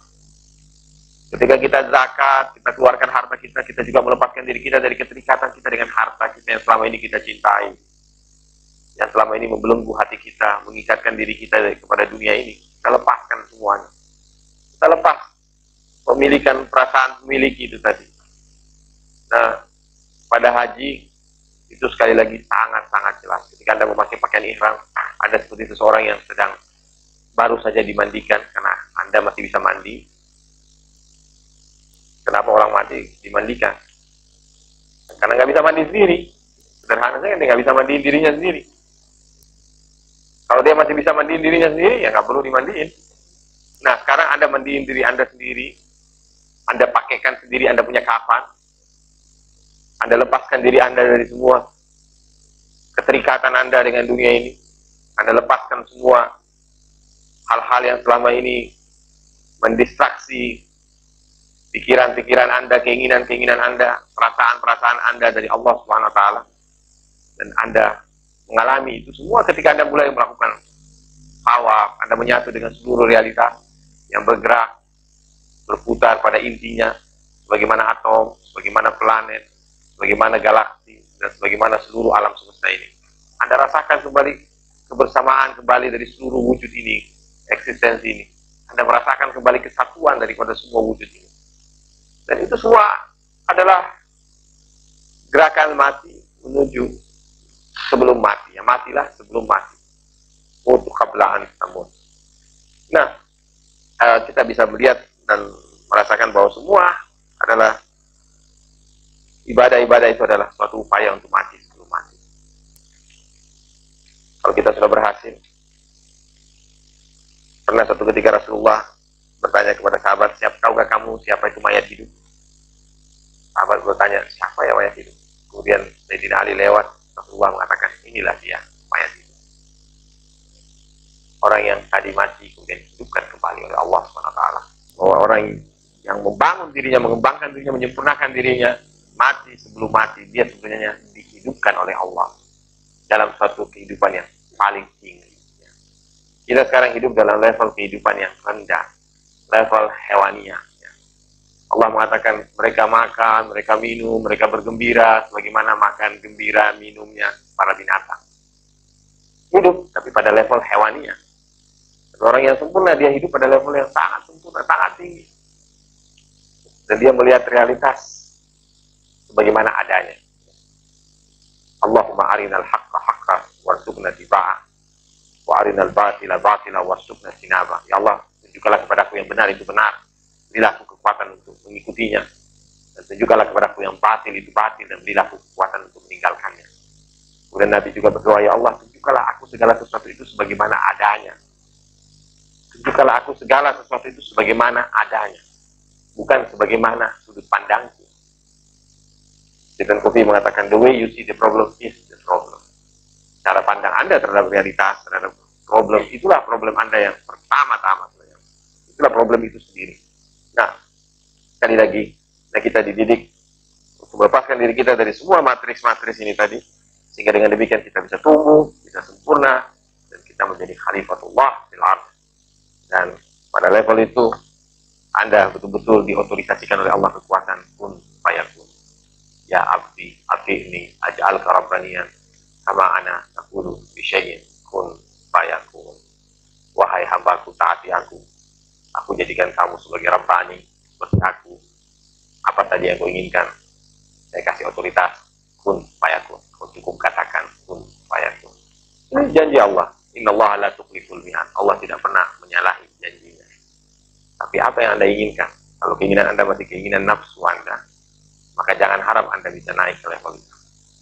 selama Anda sendiri masih terbuai oleh keinginan-keinginan palsu dari diri palsu Anda, maka Anda tidak pernah naik ke level itu. Pada saat itu keinginan Anda sudah menyatu dengan keinginan Allah. Kita sedang berjuang untuk patuh untuk Islam kepada Allah. Kita sedang berjuang untuk menundukkan seluruh pikiran, perasaan, keinginan kita sehingga sinkron dengan keinginan Allah. Kalau semua pikiran, perasaan, keinginan kita sudah sinkron dengan Allah, maka kita melihat dengan pikiran Allah, dengan pandangan Allah. Kita melihat dengan matanya Allah. Kita mendengar dengan telinganya Allah. Ya, kita berbicara dengan lidah Allah. Kita bergerak dengan gerak Allah. Kalau sudah itu yang terjadi, la khaufun alaihim wa la hum yahzanun. Tidak ada takut lagi, tidak ada sedih lagi. Anda sudah menyatu dengan realitas. Anda sudah utuh kembali dengan keberadaan ini. Anda tidak mengalami lagi alienasi, keterasingan. Anda sudah kembali kepada asal usul Anda sebenarnya. Anda sudah pulang kampung.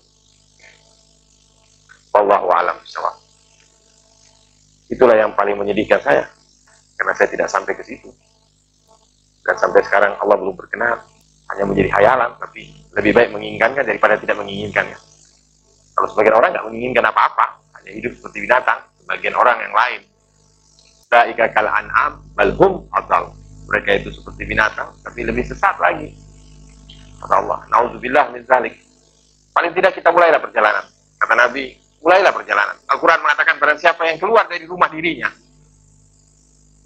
kemudian dia menuju kepada Allah, dia lepaskan dirinya, dia lepaskan rumah dirinya, dia mulai perjalanan ini, dan dia mati sebelum sampai tujuannya. Sebelum tercapai tujuannya, Allah akan menyempurnakan pahalanya. Allah akan menyampaikan dia. Yang penting, mulai perjalanan itu. Intinya itu. Mulai perjalanan itu. Soal sampai atau tidak sampai, itu Allah yang akan menyempurnakan.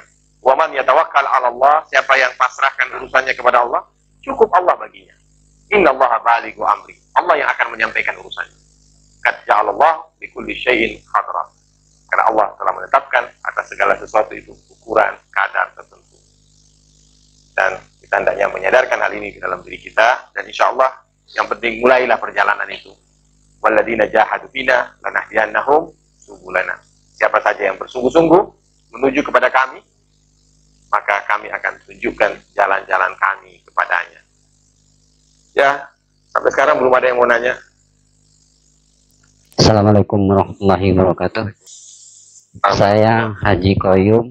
Menurut keterangan Ustadz tadi, orang yang meninggal itu tidak bisa mati, tidak bisa mandi sendiri, tapi dimandikan. Ada keterangan kalau orang yang tidak batal wudhu tidak wajib mandi. Bagaimana ini, Tan? Kalau misalnya orang itu kebenaran orangnya ahli wudhu, tidak pernah batal wudhu, meninggal, apakah kita bisa memandikannya atau tidak? Mohon penjelasan dari Ustaz. Semua orang yang meninggal dunia tidak dalam keadaan syahid tetap akan dimandikan. Walaupun orang itu dikenal sebagai orang yang senantiasa berwudu, kecuali kalau memang kita melihat orang itu betul-betul sudah memandikan dirinya persis berapa saat sebelum dia meninggal dunia. Dan dia telah mempersiapkan diri, dan kita tahu bahwa dia seorang alim, tapi itu pun juga wajib mandi. Karena saya tahu Ummi Fatimah Az-Zahra itu memandikan dirinya sebelum meninggal. Dia mandi dulu, dan sudah itu dia berbaring, tapi tetap saja dimandikan kembali oleh suaminya, oleh Ali bin Abi Thalib. Tetap itu adalah satu kewajibannya, satu kewajiban bagi keluarganya untuk memandikan itu. Bagaimanapun kedudukan orang itu. Ya Rasulullah saja dimandikan. Bagaimana bisa kita menganggap ada orang yang lebih hebat dari Rasulullah SAW? Saya kira pendapat itu tidak bisa dipertahankan. Karena kalau ada orang yang paling alim, yang paling sempurna, paling suci, tidak ada yang melebihi Rasulullah SAW. Tapi kita tahu Rasulullah juga dimandikan. Dan Imam Ali sendiri yang memandikan dengan Abbasnya. Jelas Pak ya? Sehubungan dengan yang dimandikan tadi, kalau dia merasa sudah berwudu dan dilihat oleh orang bahwa dia langsung meninggal, katakanlah di waktu sholat misalnya dia langsung meninggal, berarti dia kan nggak batal wudu. Misalnya waktu sujud meninggal, ditarik nyawanya, tetap kan dimandikan. tetap dimandikan. Tetap dimandikan.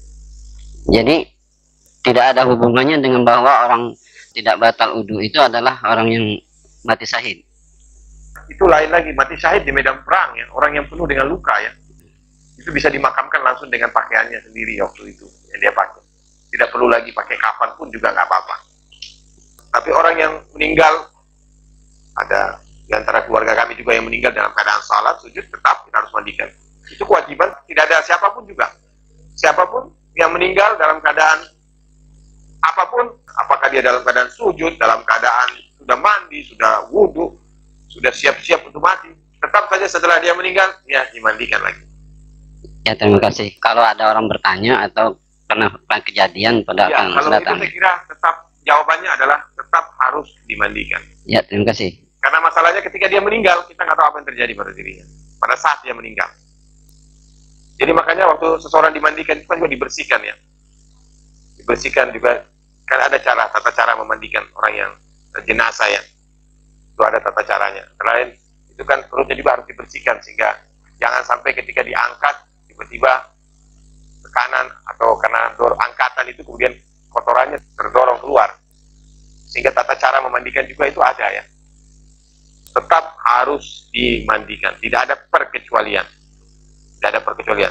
Soal di hadapan Allah, ya kita nggak tahu. Ya mungkin dia sudah suci, tapi tetap secara syariat dia tetap harus mandi. Assalamualaikum warahmatullahi wabarakatuh. Tadi Ustadz menceritakan mengenai Profesor Anne-Marie Simmel yang kebetulan baru-baru ini datang ke Jakarta, dan saya baca di media itu Kang Jalal juga hadir pada waktu itu pertemuannya dan merasa kagum kepada beliau. Di dalam media itu ada suatu pernyataan Anne-Marie Simmel yang menjadi pertanyaan saya. Beliau mengatakan bahwa tasawuf itu berlaku untuk semua agama, jadi non-Islam. Dan kebetulan murid beliau pun ada yang non-Islam, yang di Eropa, dan saat ini ikut mempelajari tasawuf. Nah, dalam hal ini, tasawuf menurut saya adalah, dasarnya adalah ketauhidan. Nah, ini bagaimana dengan yang non-Islam ini? Demikian. Ya, di Barat, sejumlah sufi datang dengan berbagai pendekatan. Ada sufi yang agak ketat mengaitkan tasawuf dengan Islam, sehingga tidak ada orang yang bisa belajar tasawuf kecuali sebelum dia Islam dulu. Umumnya tarekat seperti Naqsabandiyah dan lain-lain itu harus Islam dulu. Tapi ada tarekat yang dibawa oleh misalnya Hasrat Inayat Khan dan beberapa tarekat-tarekat lainnya, itu biasanya mereka tidak mempersyaratkan itu dulu, tapi memberikan latihan-latihan spiritual dulu. Kemudian orang itu setelah dibersihkan, setelah tersucikan, kemudian mereka bisa melihat kebenaran Islam dan pada umumnya masuk Islam. Karena biasanya orang-orang ketika pertama kali yang diperkenalkan kepada mereka Islam, mereka sudah a priori, sehingga biasanya mereka tidak membawa nama Islam dulu. Saya kenal beberapa orang yang saya kemarin berkunjung ke Amerika yang sudah bertahun-tahun menjadi pengikut sufi, tapi tidak pernah mengenal syariatnya, tidak pernah diantarkan mengenal Islam dalam arti ibadah-ibadah formal yang kita lakukan sekarang ini. Tapi pada prinsipnya mereka telah berbuat Islami dalam akhlaknya, dalam kepeduliannya dengan orang lain, kepekaannya, dalam tauhidnya. Hanya mungkin yang belum syariatnya. Karena saya kira kalau soal tauhid keesaan Allah itu pasti merupakan bahagian daripada itu. Bahkan mereka sudah berzikir la ilaha illallah, zikir seperti itu. Tapi memang belum mungkin seperti kita salat, puasa, haji gitu. Tapi kemudian secara bertahap, kemudian setelah mereka mengenal guru lebih jauh lagi dan meningkatkan pengetahuan mereka, mereka masuk ke dalam Islam.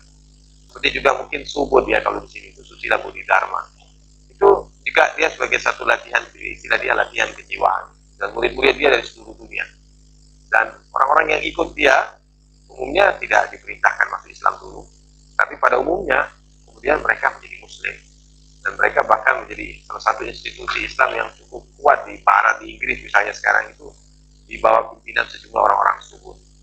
Salah satunya itu Mukhtar Holland yang menerbitkan sejumlah buku dari karya Syekh Abdul Qadir Jailani dan menerjemahkan dalam bahasa Inggris. Saya memiliki ada sekitar 4-5 buku yang mereka terbitkan 3 tahun yang lalu. Sekarang lebih banyak lagi. Nah, pendekatan seperti itu bagi saya ya itu hanya strategi dakwah saja ya. Walaupun secara inti, secara hakiki, ya kita juga bisa mempertanyakan juga apakah betul keislaman kita itu kalau sekedar kita salat, puasa, haji itu. Ada orang-orang di zaman Nabi yang belum sempat salat, belum sempat puasa, dan baru meninggal dunia karena belum turun perintah salat. Puasa baru turun perintahnya di Medina. Di Mekah Rasulullah selama berapa tahun, banyak orang yang belum salat seperti kita, belum puasa, apalagi haji. Haji baru pada akhir-akhir tahun di Medina, Rasulullah baru ada perintah haji ya. Kita juga melihat mungkin mereka meniru pada Rasulullah bahwa mungkin untuk proses awal kita yang paling penting kita tanamkan dulu adalah tauhid, akhlak, kesadaran akan ketuhanan, kecintaan kepada Tuhan. Dan kemudian pada saat yang sama baru kita mempersiapkan bahwa sebenarnya salat, puasa, haji, dan lain-lain itu adalah sarana-sarana yang diwajibkan kepada kita untuk merealisasikan, menumbuhkan nilai-nilai yang telah ditanamkan tadi, tauhid tadi. Bahwa kita menanamkan cinta kepada Allah melalui salat kita, dan membangun semua tadi apa yang kita ketahui melalui rangkaian ibadah kita. Nah, di dalamnya ibadah yang paling utama itu adalah zikrullah, bahwa zikir. Kemudian bentuk-bentuk zikir itu macam-macam. Bentuk yang sudah jelas pasti tadi 4 prinsip tadi, salat, puasa, zakat, haji misalnya. Ada orang yang masuk Islam setelah melalui tahapan seperti itu. Ada yang sudah Islam dulu kemudian tasawuf. Tapi saya merasa bahwa ketika saya berkomunikasi ya dengan orang-orang asing, kalau saya pertama kali mengajari mereka syariat, itu akan sulit sekali. Tapi ketika saya mengajarkan kepada mereka hal-hal yang berkenaan dengan hal-hal yang tasawuf ya, aspek batiniah kita, menyadarkan dia misalnya kepada masalah krisis eksistensial, arti keberadaan, tujuan hidupnya di dunia mau apa, dan lain-lain, membangkitkan satu curiosity di dalam jiwa mereka berkenaan dengan hakikat diri mereka, dan menyadarkan mereka kepada hal-hal seperti itu, sehingga nanti ketika mereka melakukan salat, melakukan puasa dan haji, itu sudah didasarkan dengan pemahaman tadi, kemana tujuannya salat ini, kemana tujuannya ini puasa, kemana tujuannya ini haji. Daripada banyak orang yang salat, puasa, haji berpuluh-puluh tahun, kata Nabi, tidak satu pun salatnya diterima oleh Allah. Ya, kenapa? Tujuannya apa? Arahnya kemana? Paradigmanya apa? Tidak jelas. Dia hanya melakukannya sebagai rutinitas, sebagai kebiasaan saja, secara mekanistik saja. Nah, ya kita melihat jalan menuju Allah itu banyak ya, dan berbagai cara orang masuk ke dalam Islam. Tapi pada umumnya saya kira seperti di Indonesia juga, Islam itu masuk melalui tasawuf. Bagaimana yang disepakati bahwa bahkan yang paling kuat masuknya Islam itu di satu daerah yang dimasuki dengan metode tasawuf sebenarnya. Karena kita lihat bahwa itu essence. Tapi sayang sekarang pun ya itu menjadi satu kekhawatiran bahwa Islam kita sekarang formalistik. Ketika kita ikut tasawuf pun juga tasawuf formalistik yang kemudian berkembang. Ya, yang dikhawatirkan tadi oleh tulisan Budi Munawar Rahman di Kompas hari ini.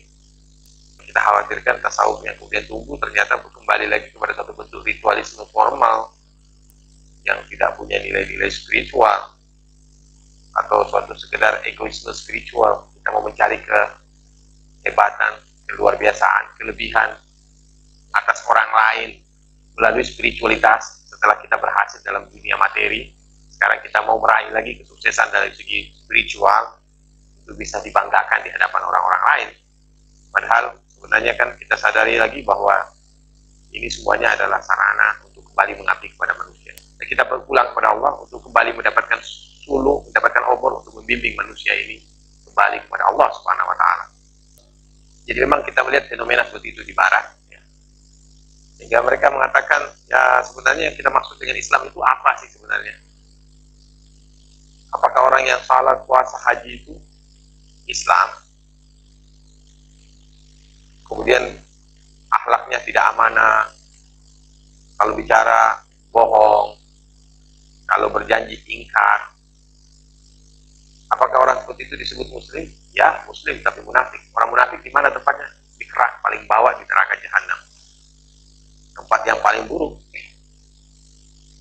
Ya, kalau kita kembali kepada nilai-nilai keberagamaan kita sebenarnya, ya kita akan kembali bahwa sebenarnya ibadah-ibadah kita terkait dengan erat dengan akhlak kita, dengan tauhid kita sebagai suatu kesatuan. Nah, Kita yang sekarang sudah sholat, puasa, haji, sekarang bagaimana sempurnakan itu? Yang sudah bagus tauhidnya, sudah bagus akhlaknya, mari sempurnakan hubungannya dengan Allah melalui ibadah-ibadahnya, syariatnya. Nah, kita harus saling menyempurnakan satu sama lain. Nah, jalan menuju Allah adalah sebanyak nafas manusia. Orang memasuki agama ini, menjadi muslim, itu melalui berbagai macam cara.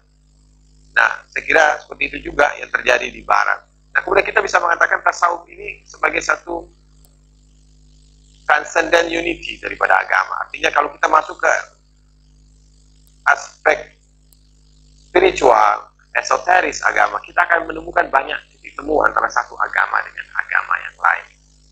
Tapi bukan berarti bahwa kemudian semua agama itu sama. Nah, tidak kita mengatakan sama. Karena bagaimanapun ya keyakinan kita, Islam melebihi semua agama karena Islam telah mencakup semuanya.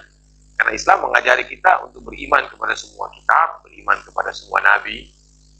Sedangkan agama lain saling menolak satu sama lain dalam keyakinan kenyataannya. Al-Quran mengatakan begitu. Orang Yahudi menolak Nasrani, orang Nasrani menolak Yahudi. Kemudian orang Yahudi mengatakan nothing to do dengan Nasrani, orang Nasrani bilang nothing to do dengan Yahudi. Kemudian mereka saling mengkafirkan, saling menolak kitab suci mereka. Nah, setiap kita baca ayatul kursi, Allahu la ilaha illa huwal hayyul qayyum la ta'khudhuhu sinatun wa la nawm lahu ma fis samawati wa ma fil ardi alladhi yasma'u indahu illa bi idzni ya'lamu ma baina aydihim wa ma khalfahum wa la yuhituna bi shay'in min ilmihi ma sha'a wa sa'a fis samawati wa la ya'uduhu wa huwa al-'aliyyul 'azim.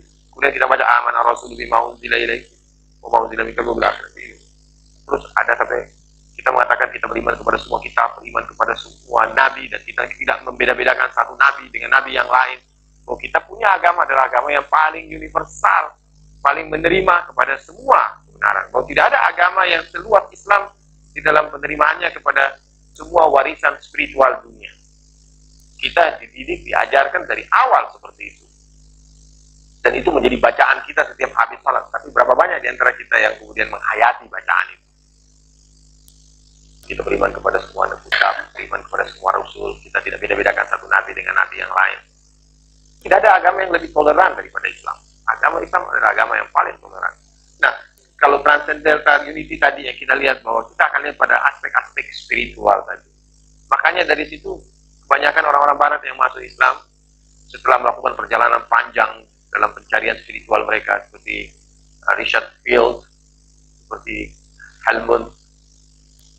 Kabir Halminski yang saya temui kemarin, dan beberapa orang-orang yang saya temui waktu saya di Amerika, itu latar belakang mereka rata-rata adalah orang-orang pencari-pencari yang sudah sempat keliling masuk ke berbagai aliran spiritual dunia, dari Zen Buddhism masuk ke yoga, masuk ke mana-mana. Kemudian dia akhirnya dapati bahwa yang paling utuh, paling sempurna ada pada Islam.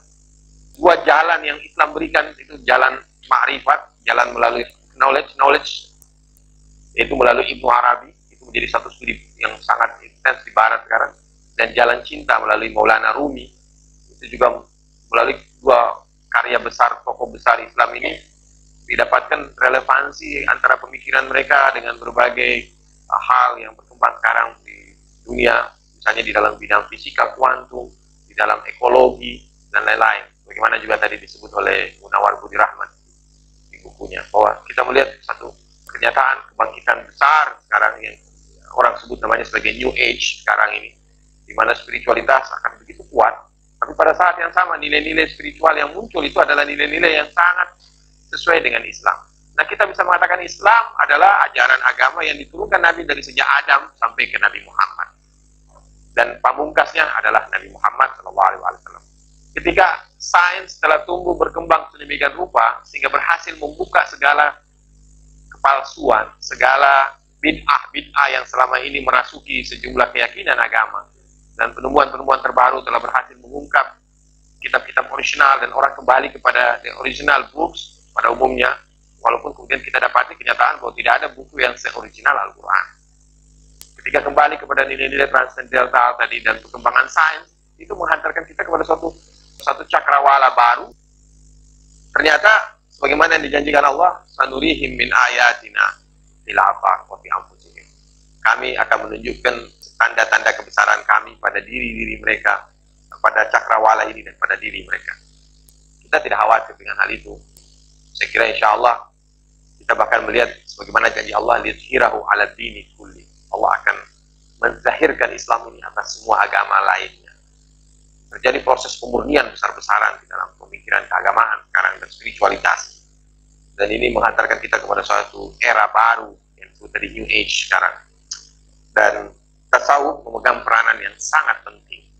Tasawuf sekarang bahkan memegang role yang paling penting di dalam perkembangan spiritual modern sekarang. Menurut Edmund Kabir Halminski, di Barat itu paling sedikit 10% orang sudah mengenal Islam melalui tasawuf. Itu akan berkembang pesat nanti di masa-masa yang akan datang. Berkenaan dengan cara tadi yang memang macam-macam cara ya. Wallahu a'lam. Saya kira demikian. Tadi ada yang lain lagi? Assalamualaikum warahmatullahi wabarakatuh. Pak Ustadz, saya akan menanyakan, tadi Pak Ustadz menerangkan yaitu mengenai mati sebelum mati. Apakah kita sebagai orang mukmin, kita harus belajar mati dalam sejeroning urip? Ada salah satu sahabat Nabi menanyakan kepada Nabi, "Hai Nabi, orang yang paling pintar itu yang bagaimana?" Jawab nabinya bukan seorang sarjana, bukan seorang profesor, akan tetapi jawabannya yaitu orang yang paling pintar itu yaitu yang selalu ingat kepada mati. Apakah itu benar? Sekian saja pertanyaan saya, dan sebelumnya terima kasih. Assalamualaikum warahmatullahi wabarakatuh. Waalaikumsalam warahmatullahi wabarakatuh. Ya, benar sekali. Saya pernah saya selalu merangkaikan hadis-hadis itu dengan hadis-hadis lain. Misalnya ada suatu hari Nabi di hadapan Nabi dipuji seorang yang ibadahnya bagus, salatnya bagus. Hanya kemudian Nabi tanya bagaimana dengan akhlaknya. Kemudian orang ya Rasulullah, dia suka menyakiti hati tetangganya. Katakan mulutnya itu kasar omongannya. Kemudian Rasulullah mengatakan dia di neraka jahanam. Kemudian ada lagi satu riwayat, ada orang bagus, akhlaknya pun bagus. Kemudian Nabi tanya, bagaimana dengan akalnya? Wah, orang itu bilang, kami tidak tahu. Nah, kata Nabi, kalau akal menjadi penentu juga. Ada orang yang dikenal baik di hadapan manusia, dermawan di hadapan manusia, di hadapan Allah pelit. Kenapa? Karena tidak mengeluarkan di jalan Allah, menurut caranya Allah, menurut aturannya Allah. Ada orang yang suka ngasih, tapi tidak pakai aturan main. Tidak berdasarkan prioritas, tidak berdasarkan akal, pertimbangan. Juga akan bisa menyebabkan kebaikan. Ada orang yang baik, terkenal baik, tapi baiknya itu karena sudah jadi kebiasaan. Karena suasananya oke. Ketika suasananya mulai tidak oke, lah kacau juga dia ternyata. Banyak orang yang jadi baik karena kebetulan tidak punya kesempatan untuk jadi jahat. Sebenarnya hanya kesempatan saja yang belum dapat datang ke dia. Kalau sudah datang kesempatan itu, ya dia jahat juga. Dia baik, tapi tanpa suatu pertimbangan misalnya. Ada orang yang dikenal satu kampung baik, tapi yang menentukan dia baik siapa? Pengenalan lahiriah orang tentang dia. Nah, kita belum tentu bisa menentukan, karena seringkali ada orang baik luar biasa sama kita. Wah, ternyata dia memiliki satu, apalagi udang di balik batu, memiliki maksud tertentu di dalam kebaikan-kebaikannya. Coba salesman itu kan luar biasa itu kalau dagang sama kita. Dia betul-betul punya kemampuan yang luar biasa untuk menawarkan barang-barangnya. Dia adalah orang-orang yang simpati pada umumnya ya. Tapi kan ada kepentingan tertentu. Oh, akhlaknya halus, bicaranya halus. Kita tolak dia dengan halus tanpa marah dia. Betul-betul sabar luar biasa. Tapi apakah itu lahir dari satu ketulusan, dari satu pengertian yang mendalam? Kemudian suatu ketika ada lagi orang, Rasulullah ini orang baik semua, paling baik semuanya, udah baik semuanya. Rasulullah tanya, apa kamu, orang itu meninggal dunia? Kemudian Rasulullah tanya, apa kamu pernah dengar nggak ketika dia masih hidup, dia pernah menyebut-nyebut mati?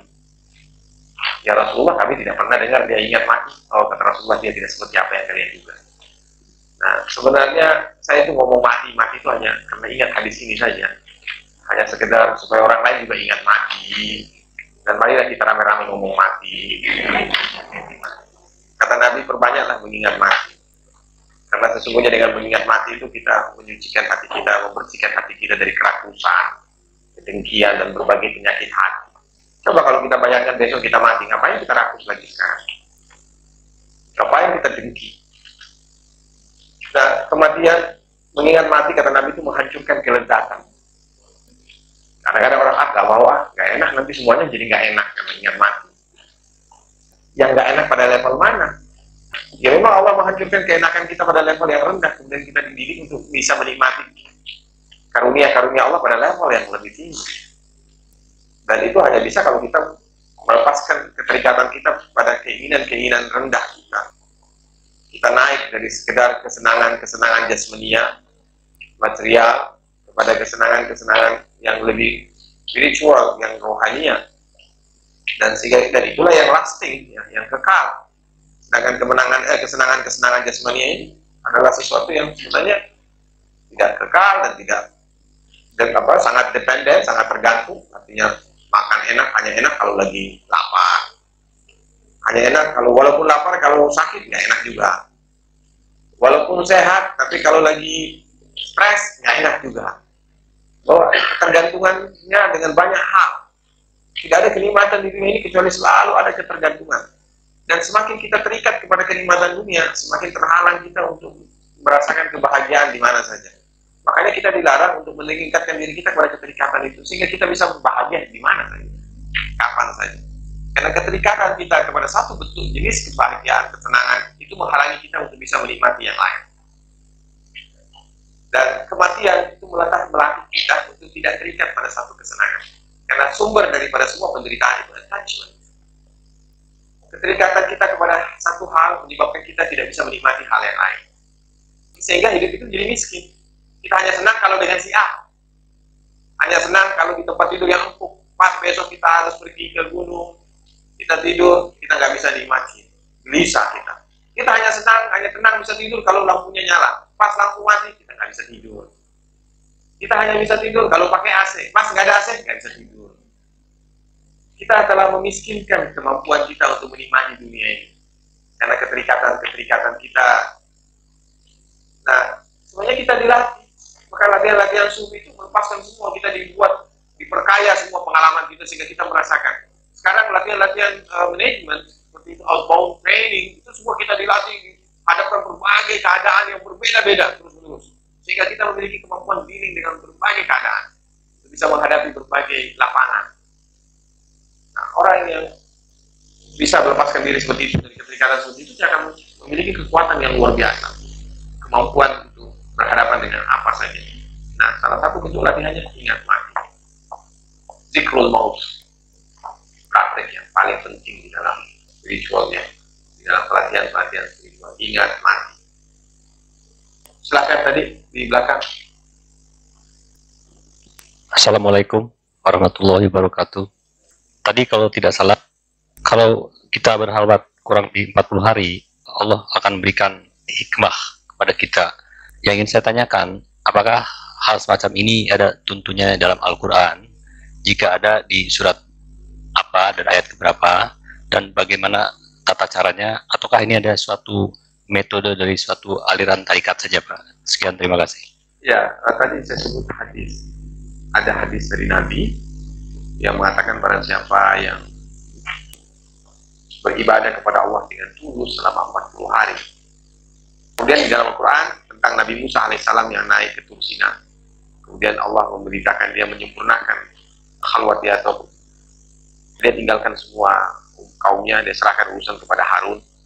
Kemudian selama 40 hari dia bermunajat dengan Allah SWT, dan kemudian dia kembali.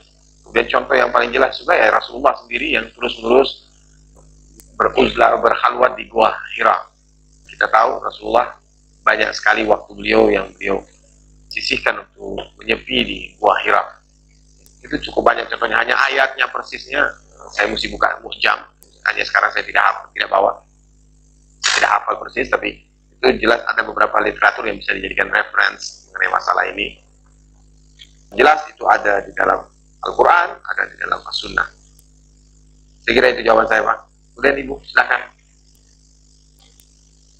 Masing-masing tarekat pada umumnya punya praktek khalwat. Ini praktek yang standar ini dalam semua tarekat. Bukan hanya tarekat, hampir semua aliran spiritual yang kita kenal, baik dari Kristen, Buddha, Hindu, semua ada.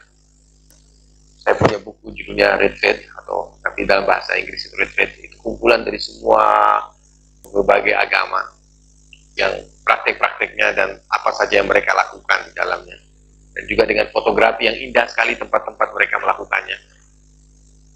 Masing-masing tarekat memiliki metode-metode yang berbeda. Tadi saya katakan ada yang misalnya nginap di masjid ke masjid tadi salah satu, tapi itu tidak secara sangat eksklusif. Yang saya pernah ikuti misalnya kita tinggal di satu kamar 3 hari 3 malam, tidak tidur, tidak bicara, tidak makan kecuali sekepal nasi saja, tidak ketemu orang, kita hanya zikir saja, tapi hanya ketemu orang pada saat salat Jumat. Ada lagi yang lebih khusus, tidak ketemu orang sama sekali, bahkan tidak melihat lagi pergerakan siang dan malam, kita nggak tahu, pokoknya kita jalan zikir aja, kita laksanakan semua ibadah.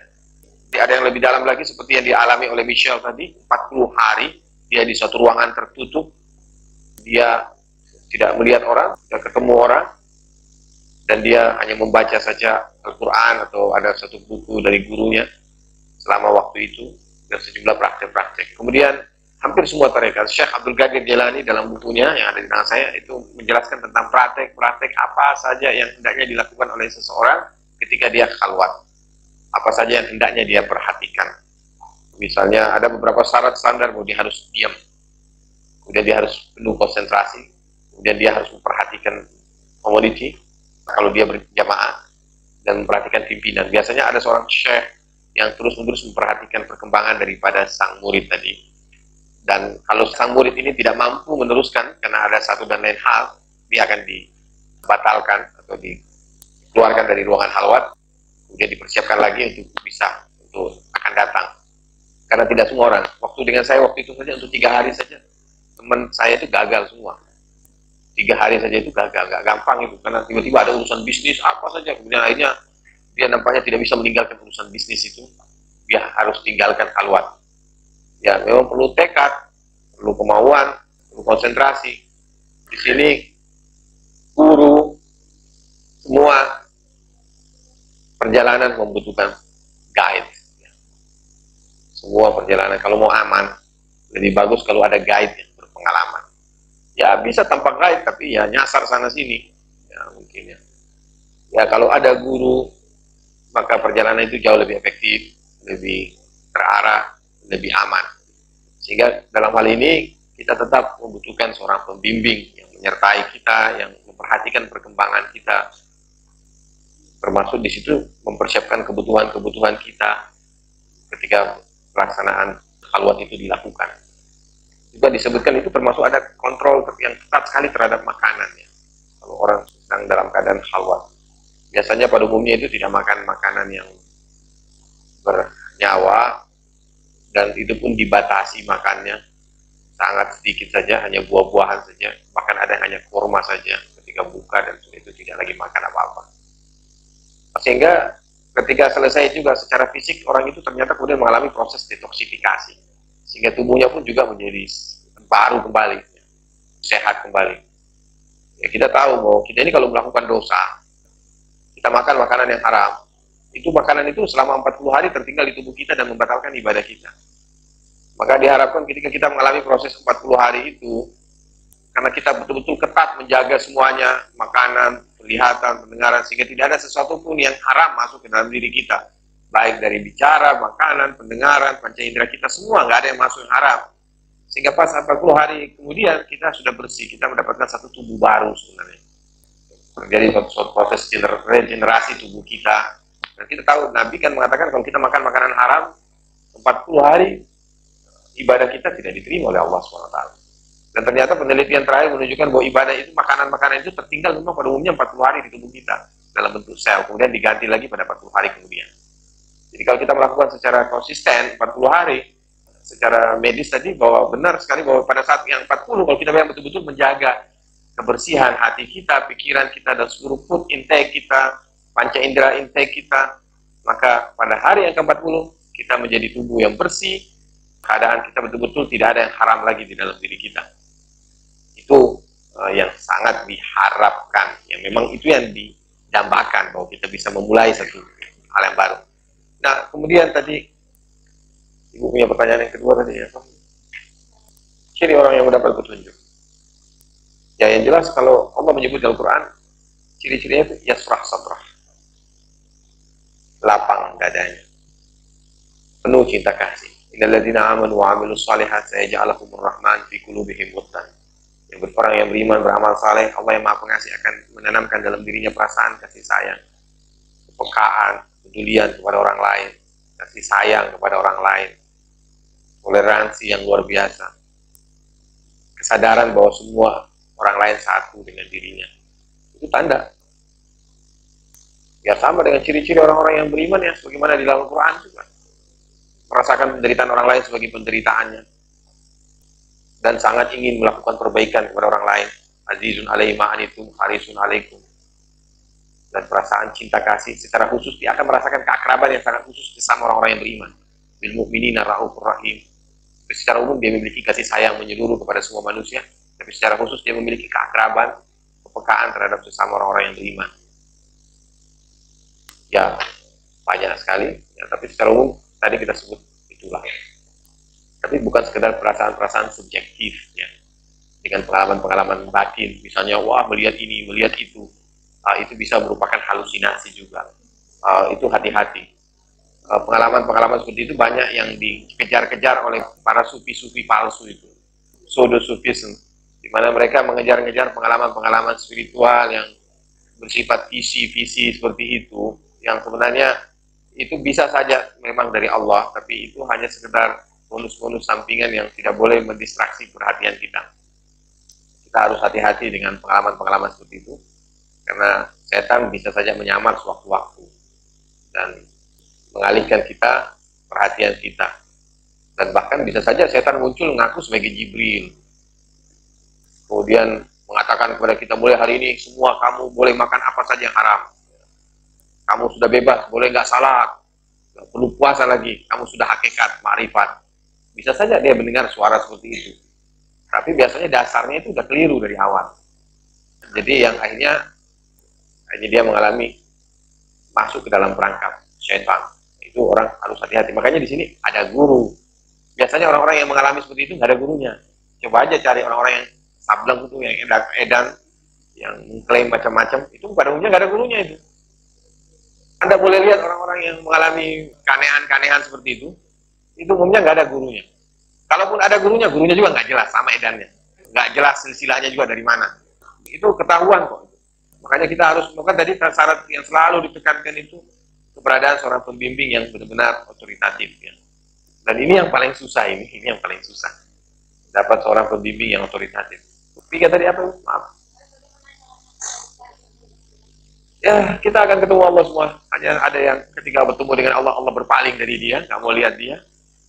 Ada yang ketemu dengan Allah dengan penuh kasih sayang. Dan kita semua akan lihat Allah. Dalam suatu riwayat dalam buku Ibnu Arabi katanya Nabi pernah bersabda bahwa nanti Allah itu muncul dengan wujud aslinya. Ketika muncul dengan wujud aslinya ternyata sebagian besar manusia nggak kenal Allah. Akhirnya Allah menurunkan tingkatnya dan muncul menurut tingkat persepsi masing-masing orang itu. Jadi kita ini kan mengenal Tuhan kita menurut konsep kita masing-masing. Ketika Tuhan aslinya muncul, oh kita nggak kenal ternyata. Kenapa? Karena Tuhan yang kita pahami adalah Tuhan menurut konsep kita dan itulah Tuhan kita. Tapi Tuhan Maha Kasih, ya dia muncul menurut konsep kita lah. Tapi sudah itu kita dibimbing untuk bisa melepaskan diri dari konsep-konsep kita itu. Jadi nanti ya di sana orang yang bisa melihat Allah dalam arti yang hakikatnya orang yang mukhlas, yang tingkatannya paling sempurna, yang tidak lagi terikat oleh sifat, oleh gambaran apapun tentang Allah. Dan ya kita kalau masuk di akhirat kita masuk ke dalam suatu sistem dimensi ruang waktu yang sangat berbeda dengan kita. Kita melihat Allah tidak lagi dengan konteks sistem kita. Kalau di sini kita melihat sesuatu dengan cahaya, keberadaannya dalam ruang, dalam waktu tertentu. Tapi di sana lain lagi sistemnya. Tidak terbayangkan oleh kita. Untuk bisa mencoba-cobanya, ya latihan mati lah di sini. Di salah satu tarekat saya diajarin cara latihan matinya. Saya coba, wah nggak tahan juga saya. Ketika sudah mau keluar punya nyawa di sini, takut juga. Ada guru yang ngajarin, lah kamu kalau begitu ngecut, hukumannya mati, melarikan diri dari medan perang. Hanya saya tidak berani coba terlalu jauh. Ada teman yang sudah coba, udah hampir keluar itu dia punya nyawa, udah mau keluar, takut dia. Tiba-tiba mikirin gimana anak saya, gimana istri saya. Lah, tiba-tiba mikir saya belum bikin wasiat. Ya sebenarnya kita ini orang beriman selalu siap mati kok. setiap saat. Ya, hanya memang ada berbagai aliran tarekat dan berbagai metode-metode di dalam masalah mati sebelum mati. Wallahu a'lam. Tapi ya saya kira ada orang-orang yang mengalami kenyataan, misalnya apa yang disebut disembodiment, out body experience. Orang tiba-tiba melihat dirinya, badannya, tiba-tiba merasa keluar melalui terowongan cahaya, kemudian tiba-tiba lewat dari proses itu, dia tiba-tiba melihat dirinya sendiri yang sedang sujud, atau sedang tidur, atau sedang dalam keadaan tertentu. Yaitu ada orang-orang tertentu yang mengalami pengalaman-pengalaman spiritual seperti itu, yang disebut kenyataan disembodiment atau out body experience. Ada orang yang mengalami itu dengan tanpa dia sengaja, tanpa dia sadari. Kemudian ada orang yang mengalaminya berdasarkan satu pelatihan spiritual tertentu, sehingga dia bisa lepas dari keberadaan dimensi ruang waktu ini. Nah, ada orang yang lebih tinggi lagi, diantarkan oleh Allah, diperlihatkan alam malakut dan alam-alam yang lainnya, dan pada puncaknya sampai ke Sidratul Muntaha. Dan itulah sebenarnya harapan kita ketika sholat, bahwa kita bisa mi'raj, sehingga Nabi mengatakan as-shalah mi'rajul mu'minin. Salat itu mi'rajnya orang beriman. Bahwa melalui salat kita sebenarnya dihantarkan kepada kehadiran Allah Subhanahu wa taala. Itulah yang kita harapkan, yang kita rindukan, yang kita inginkan. Tapi kebanyakan orang hanya menginginkan, tidak menghendaki. Persoalan yang paling besar, kata Nabi dalam Al-Quran, Allah berfirman, dosa yang paling besar kepada manusia ini, walan najat lahu azman, yang menyebabkan kita sebagian besar gagal. Kita tidak punya kemauan yang teguh. Kita punya keinginan, tapi tidak punya kemauan yang kokoh. Kita semua ingin selamat, tapi tidak betul-betul punya keinginan yang teguh untuk itu, punya tekad untuk itu. Nah, marilah kita tanamkan tekad itu pada diri kita, dan kita berusaha dan terus-menerus memohon kepada Allah Subhanahu wa taala untuk membimbing kita di dalam perjalanan ini. Dan insya Allah, mudah-mudahan Allah memberkahi kita semua, ya, terutama yang bicara ini, karena yang bicara ini masih terlalu jauh dari apa yang dia bicarakan. Dan saya sangat takut kepada Allah, karena Allah mengatakan kabura maqtan indallahi an taqulu ma la taf'alun. Allah sangat murka kamu berbicara apa yang tidak kamu lakukan. Saya minta mudah-mudahan Allah mengampuni saya. Demikianlah wabillahi taufiq wal hidayah. Wassalamualaikum warahmatullahi wabarakatuh.